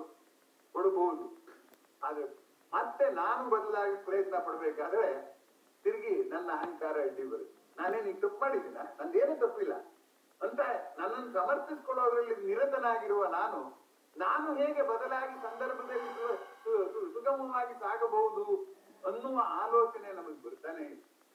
ಆದ್ದರಿಂದ ಇಲ್ಲಿ ಗಮನಿಸಿ, ನಾನುವನ್ನ ಇದುವರೆಗೂ ಕತ್ತು ಒಳಗ್ ಬಂದು ಸೇರ್ಕೊಂಡ್ಬಿಡ್ತಿತ್ತು ನಾನು ಅನ್ನೋದು. ಆದ್ರೆ ನಾನು ಪರಿವರ್ತನೆ ಆಗ್ತೀನಿ ಅಂದ್ರೆ ನಾನು ಬದಲಾಗಲು ಸಾಧ್ಯ ಅನ್ನುವಂಥದ್ದು ನನ್ನ ಮನಸ್ಸಿಗೆ ಬರಬೇಕು. ಅದಕ್ಕೆ ದಾರ್ಶನಿಕರು ಹೇಳ್ತಾರೆ, ನಾನುವನ್ನ ಗೆಲ್ಲಿ, ಪ್ರಪಂಚನ ಗೆಲ್ಲದ್ ಬೇಡ, ನಾನುವನ್ನ ಗೆದ್ಬಿಟ್ರೆ ಪ್ರಪಂಚನ ಗೆದ್ದ ಹಾಗೆ ಅಂತ ಅನ್ನೋದಕ್ಕೆ ಬುದ್ಧ ನೇರವಾಗಿ ಹೇಳ್ತಾನೆ, ನೂರಾಳುಗಳ ರಣದಿ ಗೆದ್ದವಗಿಂತ ತನ್ನ ತಾನ್ ಗೆದ್ದವನೇ ಜೇತರೊಳಗ ಉತ್ತಮ. ಯುದ್ಧದಲ್ಲಿ 100 ಜನನ್ ಗೆಲ್ಲಕ್ಕಿನ್ನ ತನ್ನ ಮನಸ್ಸನ್ನು ತಾನು ಗೆಲ್ತಾನಲ್ಲ ಅವನೇ ತುಂಬಾ ದೊಡ್ಡ ಶೂರ. ಅದಕ್ಕೆ ನಾವು ಧೀರ ಸನ್ಯಾಸಿ ಅಂತ ಕರಿತೀವಿ. ಸನ್ಯಾಸಿ ಏನು ಯುದ್ಧಕ್ಕೆ ಹೋಗಿಲ್ಲ, ಯಾರನ್ನೂ ಸಾಯಿಸಿಲ್ಲ, ಅವ್ನು ಯಾವ ಬಾಣ ಬಿಲ್ಲನ್ನು ಎದುರಿಸಿಲ್ಲ, ಅದ್ನಾಕ್ ಸನ್ಯಾಸಿನ ಧೀರ ಅಂತ ಕರಿತೀವಿ ನಾವು. ಯಾಕೆ ಕರಿತೀವಿ ಅಂದ್ರೆ ಅವನು ಸೈನಿಕ ಯುದ್ಧ ಆಗುವಾಗ ಮಾತ್ರ ಹೋರಾಡ್ತಾನೆ, ರಾತ್ರಿ ಯುದ್ಧ ಇರಲ್ವಲ್ಲ, ಅವತ್ತು ಮಲಿಕೋತಾನೆ. ಆದ್ರೆ ಸನ್ಯಾಸಿ ತನ್ನ ಆಶೆಗಳ ವಿರುದ್ಧ 24 ಗಂಟೆನೂ ಹೋರಾಡ್ತಾನೆ. ಆದ್ದರಿಂದನೇ ಸನ್ಯಾಸಿಯನ್ನ ಧೀರ ಅಂತ ಕರೆಯುವಂಥದ್ದು. ಆದ್ದರಿಂದ ಈ 3ನೇ ಕೆಲಸನ ನಾವು ಮಾಡಿ ನಾವು ಬದಲಾಗುವಂಥದ್ದು ಇದೆಯಲ್ಲ, ಅದನ್ನೇ ನಾನು ಪ್ರಸ್ತಾಪ ಮಾಡಿದೆ ಅವತ್ತು. ಇದು ಕೆಲಸದ ಪ್ರೀತಿಯಲ್ಲಿ ಮೊದಲನೇದ್ರಲ್ಲೋ 2ನೇದ್ರಲ್ಲೋ ಪ್ರಸ್ತಾಪ ಮಾಡಿದೆ. ಏನು, ಹೆಂಡತಿ ಮೇಲೆ ಕೋಪ ಬಂದ್ರೆ ಏನ್ ಮಾಡ್ತೀರಾ ಅಂದ್ರೆ ಬಾಯ್ ಮುಚ್ಕೊಂಡು ಬಿದ್ದಿರುವಂತೀನಿ ಕೋಪನ ಅಂತ. ಇಲ್ಲಿ ನೋಡಿ, ಸಬ್ಜೆಕ್ಟಿವ್ ಆಗಿ ತಗೊಳ್ಳುವಂಥದ್ದು, ಆಬ್ಜೆಕ್ಟಿವ್ ಆಗಿ ತಗೊಳ್ಳುವಂಥದ್ದಲ್ಲ. ವಸ್ತುನಿಷ್ಠವಾಗಿ ನಾನು ಕೋಪಕ್ಕೆ ಬೇರೆಯವ್ರ ಕಾರಣ, ಪ್ರಪಂಚ ಕಾರಣ, ಆ ಮನುಷ್ಯನ ಹಾಗೆ ನಡ್ಕೋತಾನಲ್ಲ ಅದು ನನಗೆ ಕೋಪ ಬಂದಿದ್ದ ಕಾರಣ ಅಂತಂದ್ರೆ, ಯಾರ ಮೇಲೆ ಕೋಪಿಸ್ಕೊಳ್ಳೋರು ನೀವು? ನಿಮ್ ಕೋಪ ಯಾರು ಕೇಳ್ತಾರೆ? ಯಾರು ಕೇಳಲ್ಲ. ನಮ್ಮ ಮೇಲೆ ನಾವು ಕೋಪಿಸ್ಕೊಳ್ಳೋಕೆ ನಮ್ಗೆ ಇಷ್ಟ ಇದೆ. ಹೀಗಾಗಿ ಈ ಕೆಲಸದ ಬೋಧನೆಯಲ್ಲಿ ಈ ಅಂಶವನ್ನು ಸ್ಪಷ್ಟವಾಗಿ ತಿಳ್ಕೋಬೇಕು.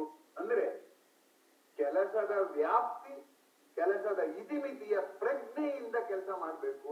ನಮ್ಗೆ ವ್ಯಾಪ್ತಿಯ ಪ್ರಜ್ಞೆಯೂ ಇಲ್ಲ, ಇತಿಮಿತಿಯ ಪ್ರಜ್ಞೆಯೂ ಇಲ್ಲ. ಮಾಡ್ತೀನಿ ಅನ್ನೋ ಉತ್ಸಾಹ ಇದೆ, ಸುಮ್ನಿರಕ್ ಆಗ್ತಾ ಇಲ್ಲ. ಕೆಲಸ ಮಾಡ್ತೀವಿ, ತಪಸ್ ಮಾಡ್ತೀವಿ, ಋಷಿ ಮುನಿಗಳು ಹಂಗೆ ತಪಸ್ ಮಾಡ್ತೀವಿ, ಊಟ ಬಿಟ್ಟು ಕೆಲಸ ಮಾಡ್ತೀವಿ, ಆಫೀಸಿನ ಕೆಲಸ, ಬೆಂತಟ್ಟಿ ದೇಶನ್ನೆಲ್ಲ ಪ್ರಮೋಷನ್ ಕೊಡೋದು. ಅವಾಗ ಏನಾಗುತ್ತೆ, ಮತ್ತೆ ಪೆಚ್ಚು ಮುಖ ಹಾಕೊಂಡು ಬರ್ತೀವಿ.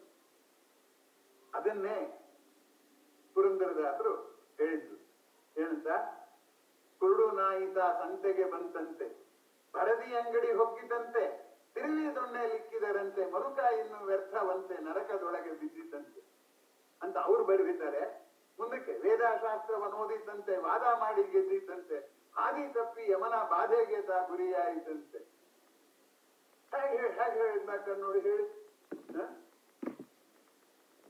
ಆದ ಕನಕದಾಸರು ಕೂಡ ಅದೇ ಬರೆದ್ರು. ಡೊಂಕು ಬಾಲದ ನಾಯಕರೇ ನೀವೇನು ಊಟವ ಮಾಡಿದಿರಿ, ಕಣಕ ಕೊಟ್ಟು ಅಲ್ಲಿಗೆ ಹೋಗಿ ಇಣುಕಿ ನೋಡುವಿರಿ, ಕಣಿಕ ಕೊಟ್ಟು ಒಣಕೆಯಲ್ಲಿ ಬಡಿದರೆ ಕೈ ಕುಯಿರಾಗವ ಹಾಡುವಿರಿ. ಎಲ್ಲ ಸಾಹಿತ್ಯನೂ ಕೂಡ ಏನ್ ಹೇಳ್ತಾ ಇದೆ ಅಂದ್ರೆ, ಪ್ರಪಂಚನ ಬದಲಾಯಿಸಕ್ ಹೋಗಿ ನೀ ಯಾಕಪ್ಪ ಕಷ್ಟಪಡ್ತೀಯ, ನೀನು ಅದಕ್ಕೆ ಹೊಂದ್ಕೊಳ್ಳೋ ಹಾಗೆ ಬದುಕೋಕ್ ಕಲ್ತ್ಕೋ ಅಂತ ಹೇಳಿಕೊಡುವಂತ ಸಾಹಿತ್ಯ.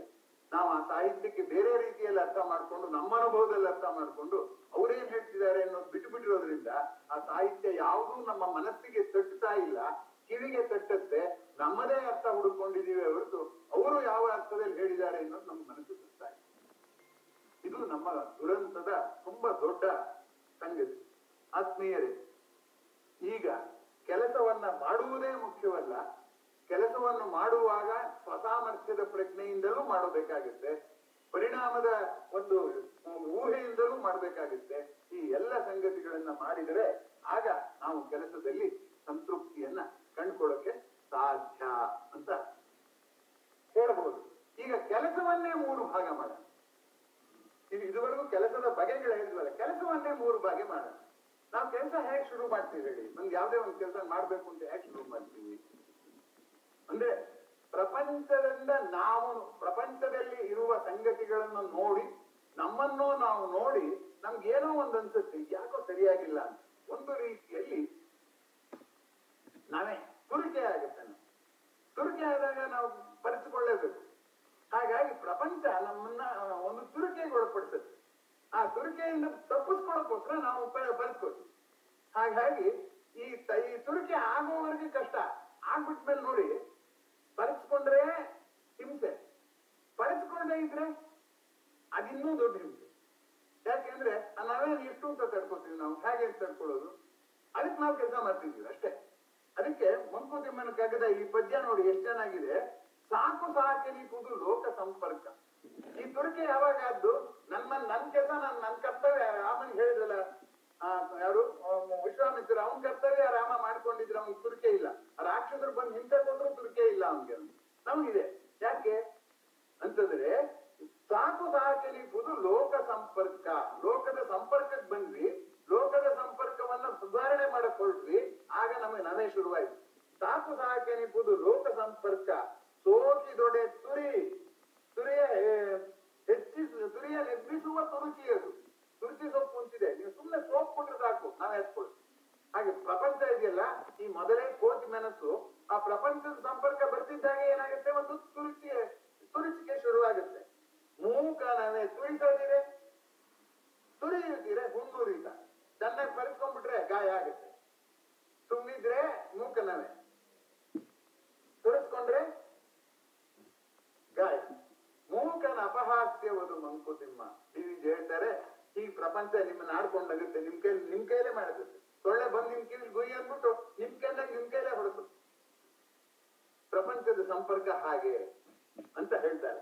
ಇಂತಹ ದಾರ್ಶನಿಕ ಒಳನೋಟಗಳನ್ನ ನಾವು ಕಂಡುಕೊಳ್ಳದೆ ಹೋದ್ರೆ ನಮ್ಮ ಕಷ್ಟ ಯಾಕೆ ಅಂತ ನಾವು ವಿಶ್ಲೇಷಣೆ ಮಾಡ್ಕೊಳಕ್ ಆಗುದಿಲ್ಲ.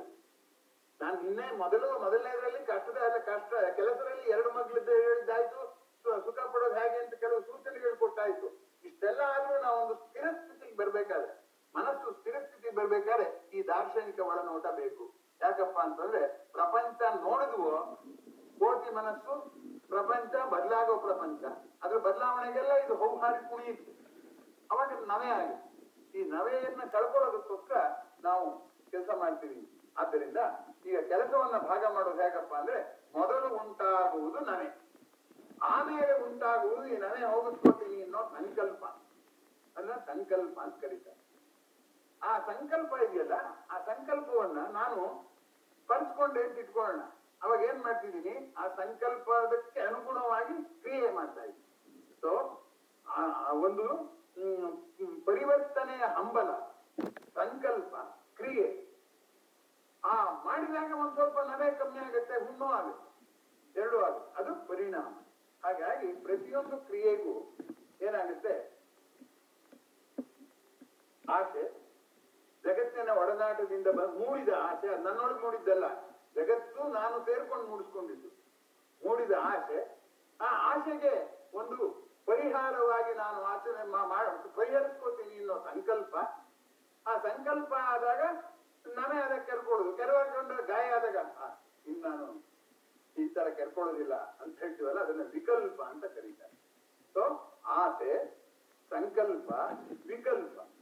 ಇಲ್ಲ ವಿಕಲ್ಪ ಸೋತ್ ಹೋಗುತ್ತೆ, ನಂಗೆ ನಾವೇ ಕಮ್ಮಿ ಹಾಗೆ ಬರ್ತೋದಿಲ್ಲ, ಹೀಗೆ ಉಜ್ಕೊಂಡ್ಬಿಡ್ತೀನಿ, ಹಾಗೆ ಕಮ್ಮಿ ಮಾಡ್ಕೋತೀನಿ, ಏನೋ ಪರಿಹಾರ ಕಂಡ್ಕೋತೀನಿ ಅಂತಿಟ್ಕೊಳ್ಳೋಣ. ಆವಾಗ ಕೆಲಸ ಮಾಡ್ತೀನಿ. ಆ ಕೆಲಸ ಮಾಡಿದ್ಮೇಲೆ ಆ ಕೆಲಸದ ಪರಿಣಾಮ, ಇಲ್ಲಿವರೆಗೂ ಕೆಲಸದ ಪ್ರಕ್ರಿಯೆ ಆಯಿತು, ಆ ಕೆಲಸದ ಪರಿಣಾಮವೂ ಆಯಿತು.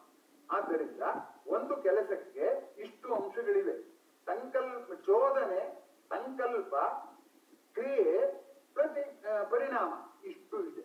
ಆದ್ದರಿಂದ ಸಂಕಲ್ಪ ಮಾಡುವಾಗಲೇ ಇದೆಲ್ಲವನ್ನು ನಾವು ಅಲ್ಲಿ ಕೆಲಸ ಮಾಡುವಾಗಲೇ ಇದೆಲ್ಲವನ್ನು ನಾವು ಮಾಡ್ತಿರೋ ಕೆಲಸಕ್ಕೆ ನಾವೇ ಅನ್ವಯಿಸಿಕೊಂಡು ಇಲ್ಲಿ ಚೋದನೆ ಯಾವುದು, ಸಂಕಲ್ಪ ಯಾವುದು, ಪ್ರಕ್ರಿಯೆ ಯಾವುದು, ಪರಿಣಾಮ ಯಾವುದು, ಈ ನಾಲ್ಕರ ದೃಷ್ಟಿಯಲ್ಲಿ ನಾವು ನೋಡ್ಬೇಕು.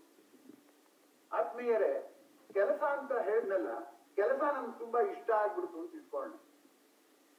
ಅವಾಗ ಏನಾಗುತ್ತೆ, ಕೆಲಸ ನಮ್ಗೆ ಇಷ್ಟವಾಗ್ಬಿಟ್ರೆ ಆಗ ಆ ಕೆಲಸ ಮಾಡ್ತೀವಿ, ಆ ಕೆಲಸ ಮುಗಿದೋದ್ರೆ ನಮ್ಗೆ ಬೇಜಾರು.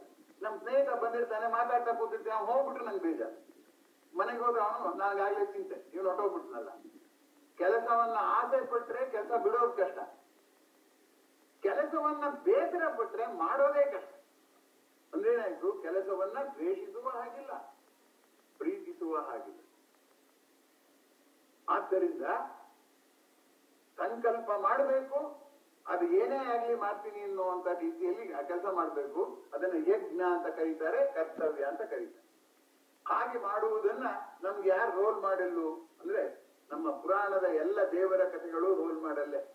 ಅದಕ್ಕೆ ಗಣೇಶನ್ಗೆ ಏನ್ ಹೇಳ್ತಾರೆ, ಅಜಂ ನಿರ್ವಿಕಲ್ಪಂ.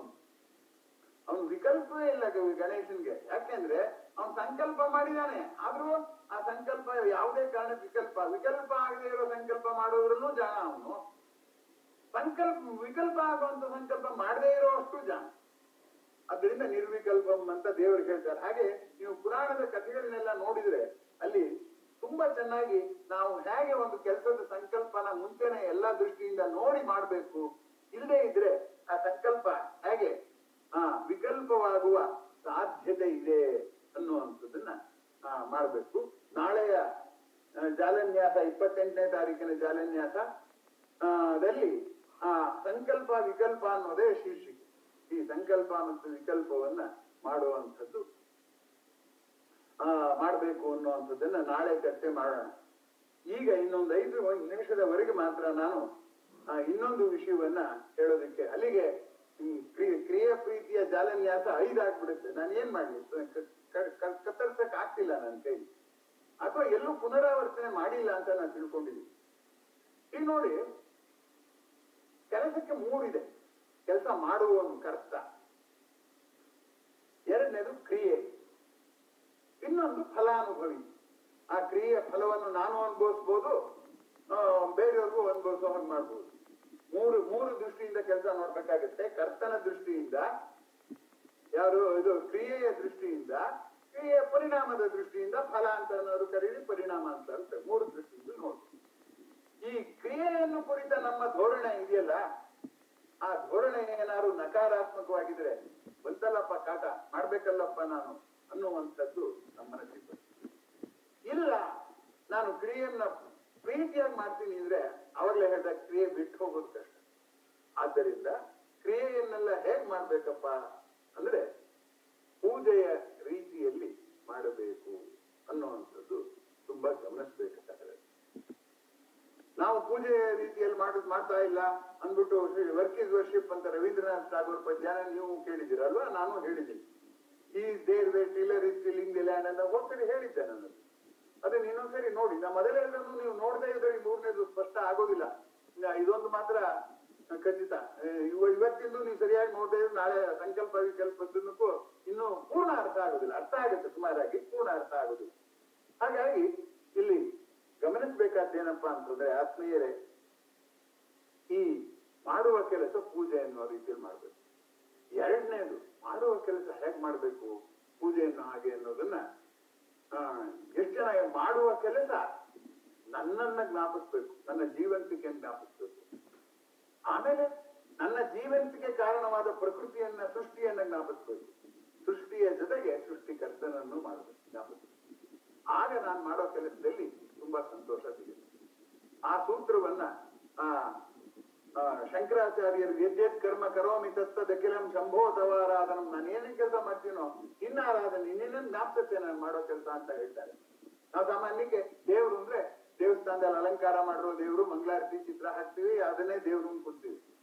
ಈ ಕರ್ತವ್ಯವೂ ಕೂಡ ದೇವರನ್ನ ನೆನಪಿಸುವಂಥದ್ದು. ನೀನೇ ಕೊಟ್ಟಿರೋ ಶಕ್ತಿ ನೀನ್ ನನ್ನ ಕೈಲಿ ಕೆಲಸ ಮಾಡಿಸ್ತಿದ್ಯಾ ಅನ್ನೋ ರೀತಿ ನೆನಪಿಗೆ ಬರೋದಿಲ್ಲ. ಪುರಂದರದಾಸರ ದೇವರ ನಾಮ ಇದೆಯಲ್ಲ, ಯಾವ್ದದು? ಎಂಥದ್ದು? ಭಿನ್ನಣಕ್ಕೆ ಬಾಯಿಲ್ಲವಯ್ಯ ಅನಂತ ಅಪರಾಧ ಎನ್ನಲ್ಲಿ ಇರಲಾಗಿ ಅನ್ನೋದ್ರಲ್ಲಿ ಅವ್ರು ಬರೀತಾರೆ, ಶಿಶು ಮೋಹ, ಪಶು ಮೋಹ, ಜನನಿ ಜನಕರ ಮೋಹ, ರಸಿಕ ಭ್ರಾತರ ಮೋಹ, ರಾಜಮೋಹ. ಇವೆಲ್ಲ ಇರೋದ್ರಿಂದ ಏನಾಗಿದೆಯಪ್ಪ ನಾನು ಅಂದ್ರೆ, ಹಸುರಾರಿ ನಿನ್ನನ್ನ ಸ್ಮರಿಸದೆಲೆ ಉಳಿದ್ಬಿಟ್ನಪ್ಪ, ಕಾಪಾಡಪ್ಪ, ಇದು ಅಪರಾಧ ಅಂತ ಹೇಳ್ದ. ಯಾರೋ ಓದ್ಕೊಂಡ್ ಬಂದ್ಬಿಟ್ಟು ಹೇಳಿದ್ರು ನಂಗೆ, ಪುರಂದರದಾಸರು ಜೀವ ವಿರೋಧಿಗಳು ನೋಡಿ, ಮಕ್ಕಳನ್ನ ಸಾಕ್ತಿದ್ರೆ ಪಶು ಸಾಕ್ತಿದ್ರೆ ಹಾಲೆಲ್ಲಿಂದ ಬರುತ್ತೆ, ಮಕ್ಕಳನ್ನ ಸಾಕ್ತಿದ್ರೆ ಮಕ್ಕಳು ದೊಡ್ಡವರಾಗೋದು ಹೇಗೆ, ಅಪ್ಪ ಅಮ್ಮನೇನ್ ಕಾಡ್ಗಟ್ಟಬೇಕಾ? ಪುರಂದರದಾಸರು ಇವೆಲ್ಲವನ್ನು ಕೂಡುದು ಅಂತ ಅಪರಾಧ ಅಂತ ಕರೆದು ಬಿಟ್ಟಿದಾರಲ್ಲ, how do you justify Purandaradasa ಅಂತ ಕೇಳಿದ್ರು. ನಾನು ಹೇಳಿದೆ, ಏನಂತ ಹೇಳಿದೆ ಅಂದ್ರೆ, ಪುರಂದರದಾಸರು ಅವ್ರನ್ನೆಲ್ಲ ಬಿಡಿ ಅಂತ ಎಲ್ಲಾರು ಹೇಳಿದಾರ, ಮೋಹ ಅಂತ ಹೇಳಿದ್ರು. ಅಂದ್ರೆ ಬಿಡಬೇಕಾದ್ದು ಪಶುವನ್ನಲ್ಲ, ಬಿಡಬೇಕಾದ್ದು ಶಿಶುವನ್ನಲ್ಲ, ಬಿಡಬೇಕಾದ್ದು ಮೋಹವನ್ನ. ಜನನಿ ಜನಕರನ್ನೆಲ್ಲ ಬಿಡಬೇಕಾದ್ದು, ಜನನಿ ಜನಕರ ಮೋಹವನ್ನ. ಜನನಿ ಜನಕರನ್ನ ಕೊಟ್ಟವನು ನೀನೆ, ಕಿತ್ಕೊಳ್ಳೋನು ನೀನೆ ಅನ್ನುವ ಧೋರಣೆಯಲ್ಲಿ ನೋಡ್ಬೇಕು ಅಂತ ಪುರಂದರದಾಸ ಹೇಳಿದ್ದಾರೆ. ಅವ್ರು ಜಗಳಕ್ಕೆ ಬಂದ್ಬಿಟ್ಟು, ನೀವು ನಿಮಗೆ ತೋಚಿದಾಗ ಅರ್ಥ ಹೇಳ್ಕೊಂಡು ಆ ಪುರಂದರದಾಸನ ಸಮರ್ಥನೆ ಮಾಡ್ಕೋತಿದ್ದೀರಾ, ನಿಮ್ದು ಭಂಡವಾದ ಅಂತ ಹೇಳಿದ್ರು. ನಾನು ಹೇಳಿದೆ, ಭಂಡವಾದ ಅಂತೀರ ನೀವು? ಹಾಗಾದ್ರೆ ಹೇಳಿ. ಪುರಂದರದಾಸ ಇನ್ನೊಂದು ಪದ್ಯದಲ್ಲಿ ಹೇಳಿದ್ದಾರೆ ಹೇಗೆ ನೋಡ್ಬೇಕು ಅನ್ನುವಂಥದ್ದನ್ನ. ಯಾವ್ದು ಹೇಳಿದ್ದಾರೆ? ನಾನೇಕೆ ಬಡವನಯ್ಯ ನಾನೇಕೆ ಪರದೇಶಿ, ಶ್ರೀನಿಧೆ ಹರಿಯನೆಗೆ ನೀನಿರುವ ತನಕ. ನೀನಿರೋ ತನಕ ನಾನ್ಯಾಕಯ್ಯ ಬಡವ ಅಂತ ಹೇಳ್ತಾರೆ. ಹೇಗೆ ಹೇಳ್ತಾರೆ? ಹುಟ್ಟಿಸಿದ ತಾಯಿ ತಂದೆ, ಇಷ್ಟ ಬಂಧುವು ನೀನೆ, ಇಷ್ಟ ಮಿತ್ರನೂ ನೀನೆ, ಅಷ್ಟ ಬಂಧು ಬಳಗವೆಲ್ಲವೂ ನೀನೆ, ಪೆಟ್ಟಿಗೆಯೊಳಗಿರುವ ಅಷ್ಟಾಭರಣವೂ ನೀನೆ, ಶ್ರೇಷ್ಠ ಶ್ರೀಕೃಷ್ಣ ನೀನಿರುವ ತನಕ ಅನ್ನುವಾಗ ಅಲ್ಲಿ ಹುಟ್ಟಿದ ತಾಯಿ ತಂದೆ ಬಿಡು ಅಂತೆಲ್ಲ ಹೇಳಿದ್ದು. ಹುಟ್ಟಿಸಿದ ತಾಯಿ ತಂದೆಯಲ್ಲಿ ದೇವನನ್ನ ಕಾಡು, ನೀನೇ ಕಾಣದ್ ನನಗೆ. ನಮ್ಮ ಅಪ್ಪ ಅಮ್ಮನ ಉಪಚಾರ ಮಾಡ್ರೆ ನೀನೇ ನನಗೆ ಕಾಣದು. ಗಣೇಶ ಹೆಗ್ಡೆಗೆ ಒಂದ್ ದಿವಸ ಹೇಳಿದ್ದೆ, ನಿಮ್ಗೆ ನಾನು ಏನೂ ಸಹಾಯ ಮಾಡಿದಾಗ ಆಗಲ್ಲ ಸರ್, ದೂರ ಇದ್ದೀನಿ ಅಂದ್ರೆ ನಿಮ್ ಮನೇಲಿರೋ ಹೊಸು ಒಂದಿಷ್ಟು ಕುಳಿತೀನಿ ತಪ್ಪ, ನನ್ ಸೇರುತ್ತದು ಅಂತ ಹೇಳಿದ್ದೆ ನಾನು. I think you remember. ಯಾಕೆ ಹೇಳ್ತಿದ್ದೀನಿ ಅಂದ್ರೆ, ಕರ್ತವ್ಯದ ಧೋರಣೆ ನೋಡಿ. ಪುರಂದರದಾಸರು ಮೋಹವನ್ನು ಬೇಡ ಅಂದ್ರೆ ಶಿಶು ಅಂತ ನಾವು ನಮ್ಮ ಅನುಭವದಲ್ಲಿ ಅರ್ಥ ಮಾಡಿ ಹೆಂಗ್ ಹೇಳಿದ ನೋಡಿ. ಎಲ್ಲವನ್ನೂ ಅವನೇ. ಮುಂದಕ್ಕೆ ಹುಟ್ಟಿಸಿದ್ದಾಯ್ತಲ್ಲ, ಒಡ ಹುಟ್ಟಿದವ ನೀನೆ, ಒಡಲಿಗೆ ಹಾಕುವ ನೀನೆ, ಮಡದಿ ಮಕ್ಕಳನ್ನೆಲ್ಲ ಕಡೆ ಕಾಣಿಸುವ ನೀನೆ, ಇದ್ದದು ಬಿಡದೆ ಸಲಹುವ ಒಡೆಯ ನೀನಿರುವ ತನಕ ನಾನೇಕೆ ಬಡವನಯ್ಯ. ನನಗೆ ನನ್ನ ಕಾಪಾಡಿದವನಲ್ಲಿ ಕಾಪಾಡಿದವನ್ ಕಾಣ್ತಿಲ್ಲ, ದೇವ್ರು ಕಾಣ್ತಾ ಇದ್ದಾನೆ. ನನ್ನ ಹೆತ್ತು ತಾಯಿ ಕಾಣ್ತಿಲ್ಲ ನಂಗೆ, ತಾಯಿ ಒಳಗಿರೋ ದೇವ್ರು ಕಾಣ್ತಾ ಇದ್ದಾನೆ, ಕಾಣುತ್ತೆ ನೋಡಿ. ಮೊದ್ಲು ಹುಟ್ಟಿಸಿದ್ದು ಹೇಳಿದ್ರು, ಒಡಲಿಗೆ ಹಾಕಿರುವ ನೀನೆ ಹೇಳಿದ್ರು. ಮೂರನೇ ಪದ್ಯ, ವಿದ್ಯೆ ಕಲಿಸುವ ನೀನೆ, ಬುದ್ಧಿ ಹೇಳುವ ನೀನೆ, ಉದ್ಧಾರಕರ್ತ ಮಮ ಸ್ವಾಮಿ ನೀನೆ, ಮುದ್ದು ಪುರಂದರ ವಿಠಲ ನಿನ್ನಡಿ ಮೇಲೆ ಬಿದ್ದುಕೊಂಡಿರುವ ನನಗೆ ಯಾತರ ಭಯವಯ್ಯ. ಎಲ್ಲವನ್ನೂ ನಿನ್ ಮೇಲೆ ನಿಂತ್ಕೊಂಡಿದ್ದೀನಿ, ಆದ್ರೆ ನಾನು ಅನ್ಕೊಂಡ್ರು ದೇವಸ್ಥಾನದಲ್ಲಿರೋ ದೇವ್ರನ್ನೆಲ್ಲ. ನನ್ಗೆ ಯಾರ್ಯಾರು ಒಂದು ಒಳ್ಳೆ ಮಾತಾಡ್ತಾರೋ ಅವ್ರು ದೇವ್ರೇ ಅವ್ರನ್ನ ನನಗೆ ಕಳಿಸಿದಾನೆ ಅಂತ ಅನ್ಕೋತೀನಿ. ಈ ಧೋರಣೆಯಿಂದ ಕೆಲಸ ಮಾಡಿದ್ರೆ ಕೆಲಸದ ಪ್ರೀತಿ ಬರದಲ್ಲಿ ಏನಾಗುತ್ತೆ? ಇದನ್ನ ಹೇಳಿದ್ರು ಯಾರು ನನ್ನನ್ನ ಖಂಡಿಸಿದ್ರು ಪುರಂದರದಾಸರ ಬಗ್ಗೆ ನೀವು ಸುಳ್ಳು ಪ್ರೀತಿಯಿಂದ ಸಮರ್ಥಿಸ್ಕೊತಿದ್ದೀರಿ ಅಂತ ಕ್ಷಮಿಸಿ ಅಂತ ನಮಸ್ಕಾರ ಮಾಡ್ಬೋದು.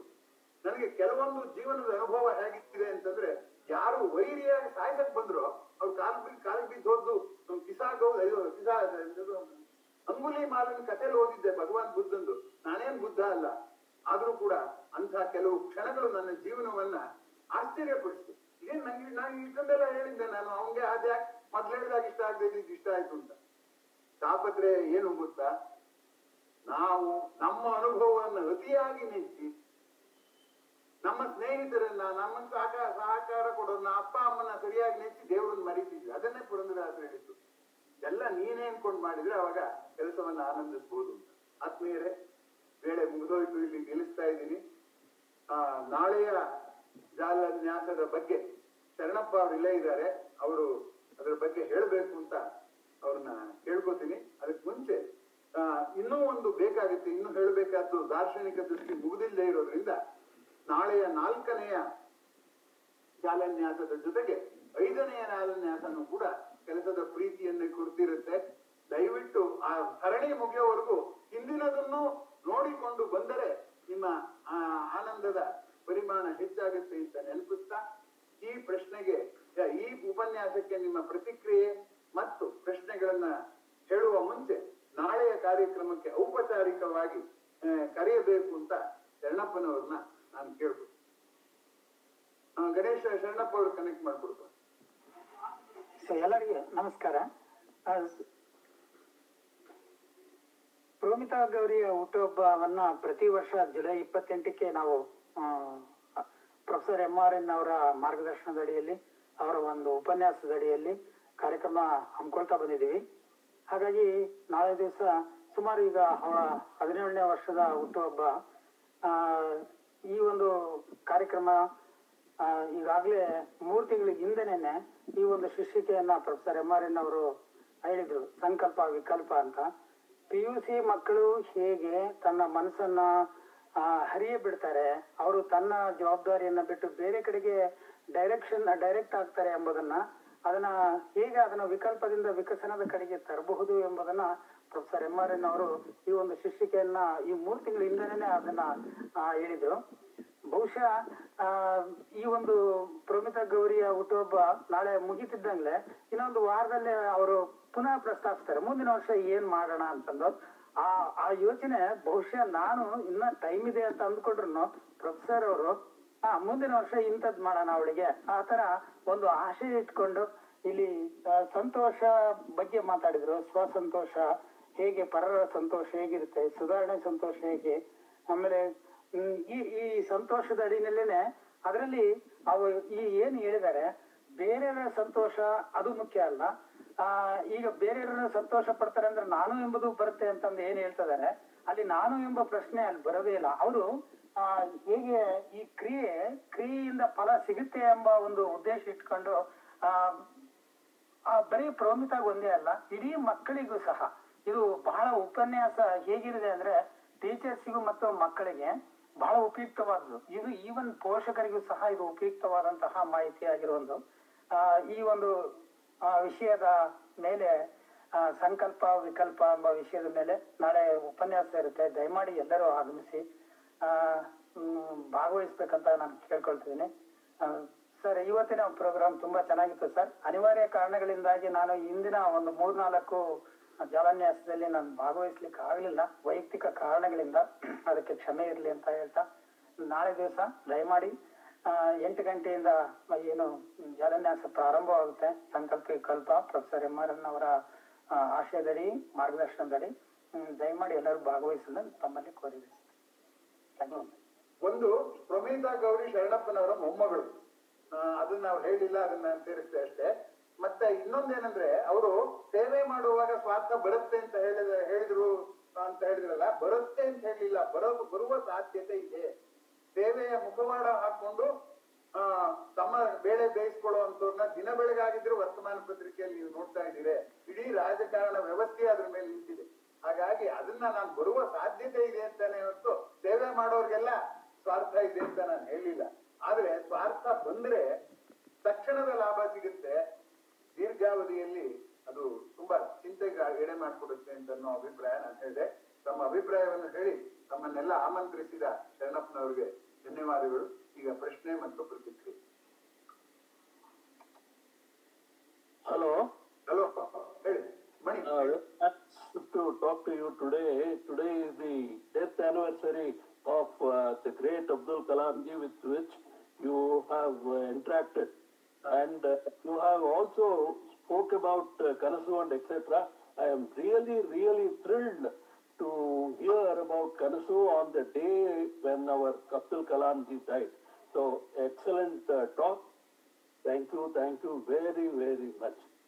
ಧನ್ಯವಾದಗಳು. ಮತ್ತೆ ಪ್ರತಿಕ್ರಿಯೆ ಯಾರಾದ್ರೂ ಹೇಳಿ. ಕಲಾಂ ಅವರು ಸಾವಿಗೆ ಬಗ್ಗೆ ಪ್ರಸ್ತಾಪ ಮಾಡಿದ್ರಿಂದ ನಾನು ಮತ್ತೊಮ್ಮೆ ಹೇಳ್ತೀನಿ, ಅವ್ರ ಜೊತೆಲಿ ಒಡನಾಡಿದಾಗ a dynamic person has to die why he is doing this deed ಅಂತ ಹೇಳಿದ್ರು. ಅವ್ರಿಗಿರೋ ಯೋಗ ನನ್ಗಿದ್ರೆ ನಾನು ಬಹುಶಃ ಯಾವ್ದಾದ್ರು ವೆಬಿನಾರ್ ಮಾಡುವಾಗಿದ್ರೆ ಹಾಗೆ ಉರುಳು ಬಿತ್ತಾ ಇರ್ಬೋದು ಏನೋ, ಆದ್ರೆ ನನಗೆ ಅಷ್ಟು ಯೋಗ ಇದೆಯೋ ಇರೋದು ಗೊತ್ತಿಲ್ಲ. Professor, please don't think like that. Don't wish like that. Even in your dreams, you should not think like this. Please think this. We don't like it. Okay, thank you. ಮುಂದಿನ ಪ್ರತಿಕ್ರಿಯೆ ಪ್ರಶ್ನೆ. ನಮಸ್ಕಾರ. ಸೋಮಶೇಖರ್ ಅವರು ಪ್ಲೀಸ್. ಇದು ಬಹಳ ಅದ್ಭುತವಾಗಿತ್ತು sir. ಮತ್ತೆ ಎಳೆಯಾಗಿ ಹೇಳ್ತಾ ನಾನು ಫಾಲೋ ಮಾಡ್ತಾ ಬಂದೆ. ತುಂಬಾ ಚೆನ್ನಾಗಿ ಬಂತು, ನನಗೆ ಆನಂದವಾಯ್ತು ಸರ್. ನಾಳೆನೂ ದಯಮಾಡಿ ನಾಳೆ ನಾನು ಕೇಳ್ತೀನಿ. ಬಹಳ ತುಂಬಾ ಸಂತೋಷ ಆಯ್ತು ಸರ್. Thank you. ಧನ್ಯವಾದ.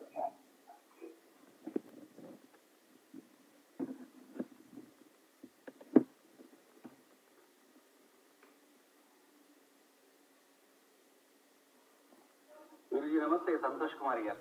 ಹೇಳಪ್ಪ. ನಿಮ್ಮ ಪ್ರವಚನ ಕೇಳ್ತಾ ಕೇಳ್ತಾ ನಾವು ಬದಲಾಗ್ತಾನೆ ಸಾಗಿದೀವಿ. ನಿಜವಾಗ್ಲೂ ನಮಗೆ ಒಂಥರ ದಾರಿದೀಪ ನಿಮ್ಮ ಪ್ರವಚನಗಳು. ಅದು ನಾವು ಪ್ರತಿನಿತ್ಯ ನಮ್ಮ ದಿನನಿತ್ಯದಲ್ಲಿ ಕೆಲವೊಂದೆಲ್ಲ ಅಳವಡಿಸ್ಕೊಂತ ಹೋಗ್ತಾ ಇದ್ವಿ ನಾವು. ಅದೊಂದು ಖುಷಿ. ನಿಮಗೆ ಈ ಫೀಡ್ಬ್ಯಾಕ್ ಹೇಳ್ಬೇಕಂತ ಅನಿಸ್ತಾ ಇದೆ ನನಗೆ ಇವತ್ತು. ಹಾಗಾಗಿ really enjoying your all lectures. In fact ನಾನು ಹೇಳಿದ್ನಲ್ಲ, ಕೆಲಸ ನೋಡಿ, ಕೇಳೋದು ಒಂದು ಕೆಲಸ. ಕೇಳಿದ್ರೆ ಹೇಳ್ದವ್ನು ನಾನು ಬದಲಾಗ್ತೀನಿ, ಕೇಳ್ದವ್ರು ನೀವು ಬದಲಾಗ್ತೀರ. ಅದೇ ಒಂದು ಮಜಾ. ಒಂದು ಕೆಲಸ ಎರಡು ಮಗ್ಲಲ್ಲಿ ಇಬ್ಬರನ್ನ ಪರಿವರ್ತಿಸ್ತಾ ಹೋಗುತ್ತೆ ಅನ್ನೋದೇ ಒಂದು ಕೆಲಸದ ಮಜಾ. ಅಂತ ಕೆಲಸನ ಮಾಡ್ದಲೆ ಸೋಮಾರಿತನಕ್ಕೆ ಸಿಕ್ಕಾಕೊಂಡು ಕೆಲಸ ಮಾಡದೆ ಇದೀವಲ್ಲ ಅನ್ನೋದು ನಮ್ಮ ದುರಂತ ಅಷ್ಟೇ. ಧನ್ಯವಾದಗಳು Santosh. Thank you sir. Thank you sir, ತುಂಬಾ ಚೆನ್ನಾಗಿತ್ತು. ಇದು ನೀವು ಕೆಲಸದ 3 ಬಗೆ ಹೇಳ್ಬೇಕಿದ್ರೆ, ಮೊದಲನೇದಲ್ಲಿ 3 ಅಲ್ಲ 4 ಬಗೆ ಹೇಳಿದ್ನಲ್ಲ. 4 ಹೇಳಿದೆ. ಹೇಳಿ. ಅದರಲ್ಲಿ ಮೊದಲು ಅದೇ ತುರಿಕೇತ ನವೆ ಅಂತ ಹೇಳಿದ್ರಲ್ಲ. ಅದೇ ಅಲ್ಲಿ. ಅಂದ್ರೆ ಅದು ಅಂದ್ರೆ ಕೆಲಸಕ್ಕೆ ಚೋದನೆ ಅನ್ನೋ ರೀತಿಯಲ್ಲಿ. ಹೌದು, ಚೋದನೆ ಅನ್ನೋ ರೀತಿಯಲ್ಲೇನೆ. ಅದಕ್ಕೆ ನೋಡಿ, ನೋಡುತ್ತ ಲೋಕ ಸಂಪರ್ಕ ಸಾಕಹುದು. ಏನಾಗುತ್ತೆ ಎಂತದು, ಸೋಕಿದೊಡೆ ತುರಿಯ ನೆಬ್ಬಿಸುವ ತುರುಚಿಯದು. ಅದು ಪ್ರಪಂಚ ಸೋಕ್ಬಿಟ್ರೆ ಆಗ್ಲೇ ತುರುಚಿ ಶುರುವಾಗುತ್ತೆ. ಇದೇನ್ ಪ್ರಪಂಚ ಹೀಗಿದೆ, ಅದೇನು ಅವನು ಹಾಗಿದ್ದಾನೆ, ನಾವು ಹಾಗಿರಬಾರ್ದು ಅನ್ನುವ ರೀತಿಯಲ್ಲಿ ತುರುಚಿಯ ನೆಬ್ಬಿಸುವ ತುರುಚಿಯದು ಅನ್ನೋದು ನಮ್ಮನ್ನ ಕೆಲಸಕ್ಕೆ ಪ್ರಚೋದನೆನೆ. ಭಗವದ್ಗೀತೆ 8ನೇ ಅಧ್ಯಾಯದಲ್ಲಿ ಕೃಷ್ಣ ತುಂಬಾ ಚೆನ್ನಾಗಿ ಹೇಳ್ತಾನೆ ಅದನ್ನ. ಏನಪ್ಪಾ ಅಂತಂದ್ರೆ, ಅಕ್ಷರಂ ಪರಮಂ ಬ್ರಹ್ಮಂ ಅಂದ್ರೆ ಅಕ್ಷರ ಸಾವಿಲ್ಲದ್ದೇ ಪ್ರಕೃತಿ ಮತ್ತು ಸೃಷ್ಟಿಕರ್ತ ಸಾವಿಲ್ಲದ್ದು. ನನ್ನೊಳಗಿರೋ ಆತ್ಮನು ಸಾವಿಲ್ಲದ್ದು. ಅಕ್ಷರಂ ಬ್ರಹ್ಮ ಪರಮಂ ಸ್ವಭಾವೋಧ್ಯಾತ್ಮ ಮುಚ್ಚತೆ. ನನ್ನೊಳಗಿರುವಂತಹ ಚೈತನ್ಯ ಇದೆಯಲ್ಲ, ಅದು ಪರಮಾತ್ಮನೇ ಅನ್ನೋದು. ಇದನ್ನ ನೀವು ಒಪ್ಪೋದು ಬಿಡೋದು ಬೆಂದಿದ್ದು. ಮುಂದಕ್ಕೆ ಹೇಳ್ತಾರೆ, ಕರ್ಮ ಅನ್ನೋಕ್ಕೆ ಡೆಫಿನೇಷನ್ ಎಷ್ಟು ಚೆನ್ನಾಗಿ ವ್ಯಾಖ್ಯಾನ ಹೇಳ್ತಾರೆ ಅಂದ್ರೆ 8ನೇ ಅಧ್ಯಾಯದ 3ನೇ ಶ್ಲೋಕ ಅಂತ ಕಾಣುತ್ತೆ ನೋಡಿ. 8ನೇ ಅಧ್ಯಾಯದಲ್ಲಿ ಅದ್ರಲ್ಲಿ ಏನ್ ಹೇಳ್ತಾರೆ ಅಂದ್ರೆ, ಭೂತ ಭಾವೋದ್ಭವ ಕೃತೋ ವಿಸರ್ಗಂ ಕರ್ಮ ಸಂಗೀತಂ ಅಂತ ಹೇಳ್ತಾರೆ. ಭೂತ ಭಾವ ಅಂದ್ರೆ ನಾನಿದ್ದು ನನ್ನ ಕಣ್ಣೆದ್ರಿಗೆ ಈಗ ಆಗ್ತಿರೋದು ನನ್ನ ಕೈಲಿ ನೋಡಕ್ಕಾಗಲ್ಲ. ಆದ್ರಿಂದ ಭೂತ ಭಾವದಿಂದ ಉದ್ಭವವಾಗುವಂತ ಅದನ್ನ ಕಳ್ಕೋಬೇಕು. ನಾನು ನಂಗಿಲ್ದಿರ ನಿದ್ದೆ ಬರಲ್ಲ. ಅದಕ್ಕೋಸ್ಕರ ಏನ್ ಮಾಡ್ತೀನಿ, ಅದನ್ನ ಭೂತೋದ್ಭಾವ ವಿಸರ್ಗಂ ಕರ್ಮ ಅಂದ್ರೆ ವಿಸರ್ಗ ಅಂತ. ಒಂದ್ಸರಿ ಇದನ್ನ ಹೇಳಿದ್ದೆ ನಮ್ಮ ಜಾಲನ್ಯಾಸದಲ್ಲಿ, ಮತ್ತೆ ನಿಮ್ಗೆ ಪುನರಾವರ್ತನೆ ಮಾಡ್ತಿದ್ದೀನಿ. ಎಂಥದ್ದು, ಅಬ್ರಹಾಂ ಲಿಂಕನ್ ಅಮೆರಿಕ ಅಧ್ಯಕ್ಷ ಬರ್ತಾ ದಾರಿಯಲ್ಲಿ ಒಂದು ಕೆಸರಲ್ಲಿ ಬಿದ್ದಿರೋ ಅಂತ ಹಂದಿನ ಮುಳುಗೋಗ್ತಿದ್ದನ್ನು ತಾನು ಕೆಸರಿಂದ ಮೇಲಕ್ಕೆ ಎತ್ತಿ ಆಮೇಲೆ ಸೀದಾ ತನ್ನ ಪಾರ್ಲಿಮೆಂಟಿಗೆ ಬಂದು, ಅದೇ ಕೊಳೆ ಬಟ್ಟೆಯಲ್ಲೇನೆ ಪಾರ್ಲಿಮೆಂಟಿಗೆ ಬಂದ, ಸಮಯ ಪಾಲನೆ ಮುಖ್ಯ ಅಂತ. ಆಗ ಅಧಿಕಾರದಲ್ಲಿದ್ದವ್ರನ್ನೆಲ್ಲ ಹೊಗಳ್ತಾರಲ್ಲ, ಹಾಗೆಲ್ಲ ಹೊಗಳಿದ್ರು. ಏನಂತ ಅಂದ್ರೆ, ನೀವು ಬಿಡಿ, ಎಷ್ಟು ಭೂತದಯ ಇದೆ, ಅದು ಹಂದಿ ಸಾಯೋದು ನಿಮ್ಗೆ ಇಷ್ಟ ಆಗ್ತಾ ಇಲ್ಲ, ಅದಕ್ಕೋಸ್ಕರ ನೀವು ನಿಮ್ ಬಟ್ಟೆ ಕೊಳೆ ಮಾಡ್ಕೊಂಡಾದ್ರೂ ಅದನ್ನ ಕಾಪಾಡಿದೀರಾ, ಹಾಗೆ ಹೀಗೆ ಅಂತ ಹೊಗಳಿದ್ರು. ಆಗ ಅಬ್ರಹಾಂ ಲಿಂಕನ್ ಹೇಳಿದ್ದೇನು ಗೊತ್ತೇನು, ನಾನೇನಾರು ಹಂದಿನ ಕಾಪಾಡದೇ ಇದ್ದಿದ್ರೆ ನನಗೆ ರಾತ್ರಿ ನಿದ್ದೆ ಬರ್ತಿರ್ಲಿಲ್ಲ. ನನಗಾಗ್ತಿರೋ ತುರುಚಿಗೆ ಕಳ್ಕೊಳ್ಳೋಕೋಸ್ಕರ ನಾನೇನ್ ಮಾಡಿದೆ, ಹಂದಿನ ಬದುಕಿಸ್ದೆ ಅಷ್ಟೇ, ಹಂದಿನ ಉದ್ಧಾರ ಮಾಡೋಕಲ್ಲ, ನನ್ನೊಳಗೆ ಆಗುವ ತುರಿಕೆಯನ್ನ ಕಳ್ಕೊಳ್ಳೋದಕ್ಕೆ ಅನ್ನುವ ಅರ್ಥದಲ್ಲೇ ಅದನ್ನ ತನ್ನ ಕ್ರಿಯೆಯನ್ನ ಅಹಂಕಾರವಾಗಿ ಹೇಳ್ಕೊಳ್ಳಿಲ್ಲ. ಈ ನಾನುವನ್ನ ಪಕ್ಕಕ್ಕಿರಿಸಿದ್ರೆ ಸೇವೆ, ಈಗ ಶರಣಪ್ಪನವ್ರು ಹೇಳಿದಲ್ಲ ಸೇವೆಯಲ್ಲಿ ನಾನು ಬರಲ್ಲ ಅಂತ. ಈಗ ನಾನು ಬರಲ್ಲ ಜನ ಅಂತಾರೆ, ನೀ ಎಷ್ಟು ಒಳ್ಳೆಯವನಪ್ಪ, ಏನ್ ಚೆನ್ನಾಗಿ ಭಾಷಣ ಮಾಡ್ತೀಯಪ್ಪ ನೀನು ಅಂತ. ಅದಕ್ಕೆ ಮರಳಾಗ್ದಲೇ ನಾನು ಕಾಯ್ದಿಟ್ಕೊಳ್ಳೋದಿದೆಯಲ್ಲ, ಅದು ಕಲಾಂರಿಂದ ನಾನು ಕಲ್ತ್ಕೊಂಡೆ. ಆದ್ರಿಂದ ಈಗ ನಿಮ್ಗೆ ಸ್ಪಷ್ಟ ಆಯ್ತು ಅಂತ ತಿಳ್ಕೊಂಡಿದ್ದೀನಿ. ಕೆಲಸಕ್ಕೆ ಚೋದನೆ ಇಲ್ಲದೆ ನಾವು ಕೆಲಸ ಮಾಡೋಲ್ಲ, ಕೆಲಸ ಮಾಡುವವರು ನಾವು. ಚೋದನೆ ಜಗತ್ತು ಜನ, ನಮ್ಮ ಸುತ್ತಣ ಜನ ಅಂತ ನಾನು ಹೇಳಕ್ ಹೊರಟಿದ್ದೆ. ಸ್ಪಷ್ಟ ಆಯ್ತು ಅಂತ ಕಾಣುತ್ತೆ. ನಿಮ್ ಪ್ರಶ್ನೆಗೆ ಉತ್ತರ ಹೇಳಿದ್ದೀನಿ ಅನ್ಕೊಂಡಿದ್ದೀನಿ. ಹೌದು ಸರ್, ಆದ್ರೆ ಚೋದನೆಗೆ ಒಳಗಾಗದೆ ಇರೋ ರೀತಿಲಿ ಇರ್ಲಿಕ್ಕೆ ಸಾಧ್ಯನಾ? ಅದನ್ನ ಮುಂದಿನ ಜಾಲನ್ಯಾಸದಲ್ಲಿ ಆ ಪ್ರಶ್ನೆಗೆ ಉತ್ತರ ಸಿಗುತ್ತೆ. ಅದಕ್ಕೆ ಹೇಳಿದ್ನಲ್ಲ, ದಾರ್ಶನಿಕ ಧೋರಣೆಯಲ್ಲಿ ಅದಾಗತ್ತೆ, ಸಾಧ್ಯ. ಅದು ಹೇಗೆ ಅನ್ನೋದನ್ನ ದಾರ್ಶನಿಕರು ಅನೇಕರು ಇದ್ದು ತೋರಿಸಿದ್ದಾರೆ, ಬರೆದಿದ್ದಾರೆ. ಅದನ್ನ ನಾಳೆ ನಾನು ಹೇಳ್ತೇನೆ. ಮುಂದಿನ ಜಾಲನ್ಯಾಸ ಅಂದ್ರೆ ನಾಳೆದಲ್ಲ, ಮುಂದಿನ ಜಾಲನ್ಯಾಸ. ನಾಳೆ ಸಂಕಲ್ಪ ವಿಕಲ್ಪ ಇದೆಯಲ್ಲ. ಇನ್ಯಾರದ್ದು ಪ್ರತಿಕ್ರಿಯೆ ಇದ್ರೆ ಮುಗಿಸ್ಬೋದು. 9 ಗಂಟೆ ಆಯ್ತು.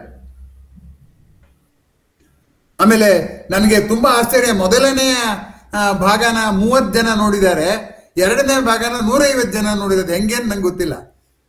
ಆದ್ರೆ ಮೊದಲನೇದು ನೋಡಿ ಎರಡನೇದು ನೋಡಿದ್ದಿದ್ರೆ ಇನ್ನೂ ಚೆನ್ನಾಗಿ ಸಂತೋಷ ಪಡ್ತಿದ್ರು ಅನ್ನೋದು ನನ್ನ ವ್ಯಥೆ ಅಷ್ಟೇ.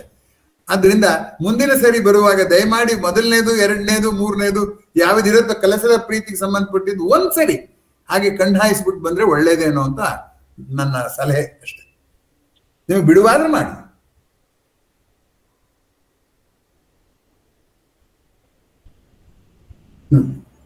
ಇನ್ನಾರ್ದು ಇಲ್ಲದ್ರೆ ಮುಗಿಸ್ಬೋದು.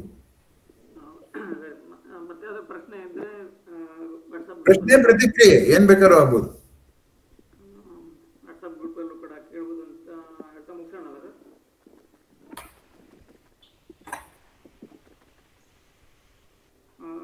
ಪಾಲ್ಗೊಂಡಂತ ಎಲ್ಲರಿಗೂ ವಂದನೆಗಳು. ಹಾಗೆ ಸರ್ ಅವರು ಕೂಡ ವಂದನೆಗಳನ್ನ ಹೇಳ್ತಾ ಇವತ್ತಿನ ಕಾರ್ಯಕ್ರಮ ಮುಗಿಸ್ತಾ ಇದ್ದೇವೆ. ನಾಳೆಯ ಕಾರ್ಯಕ್ರಮ ಕೂಡ ಎಲ್ಲ ಆಗಮಿಸಬೇಕು. ಅದರ ಮಾಹಿತಿಯನ್ನು ಈಗಾಗಲೇ ಆಚಾರ ವಿಚಾರ ತಂಡದಲ್ಲಿ ಹಾಕಲಾಗಿದೆ ಅಂತ ಹೇಳ್ತಾ ಇವತ್ತಿನ ಕಾರ್ಯಕ್ರಮನ ಮುಗಿಸ್ತಾ ಇದ್ದೇವೆ. ಎಲ್ರಿಗೂ ಧನ್ಯವಾದಗಳು. ನಮಸ್ಕಾರ.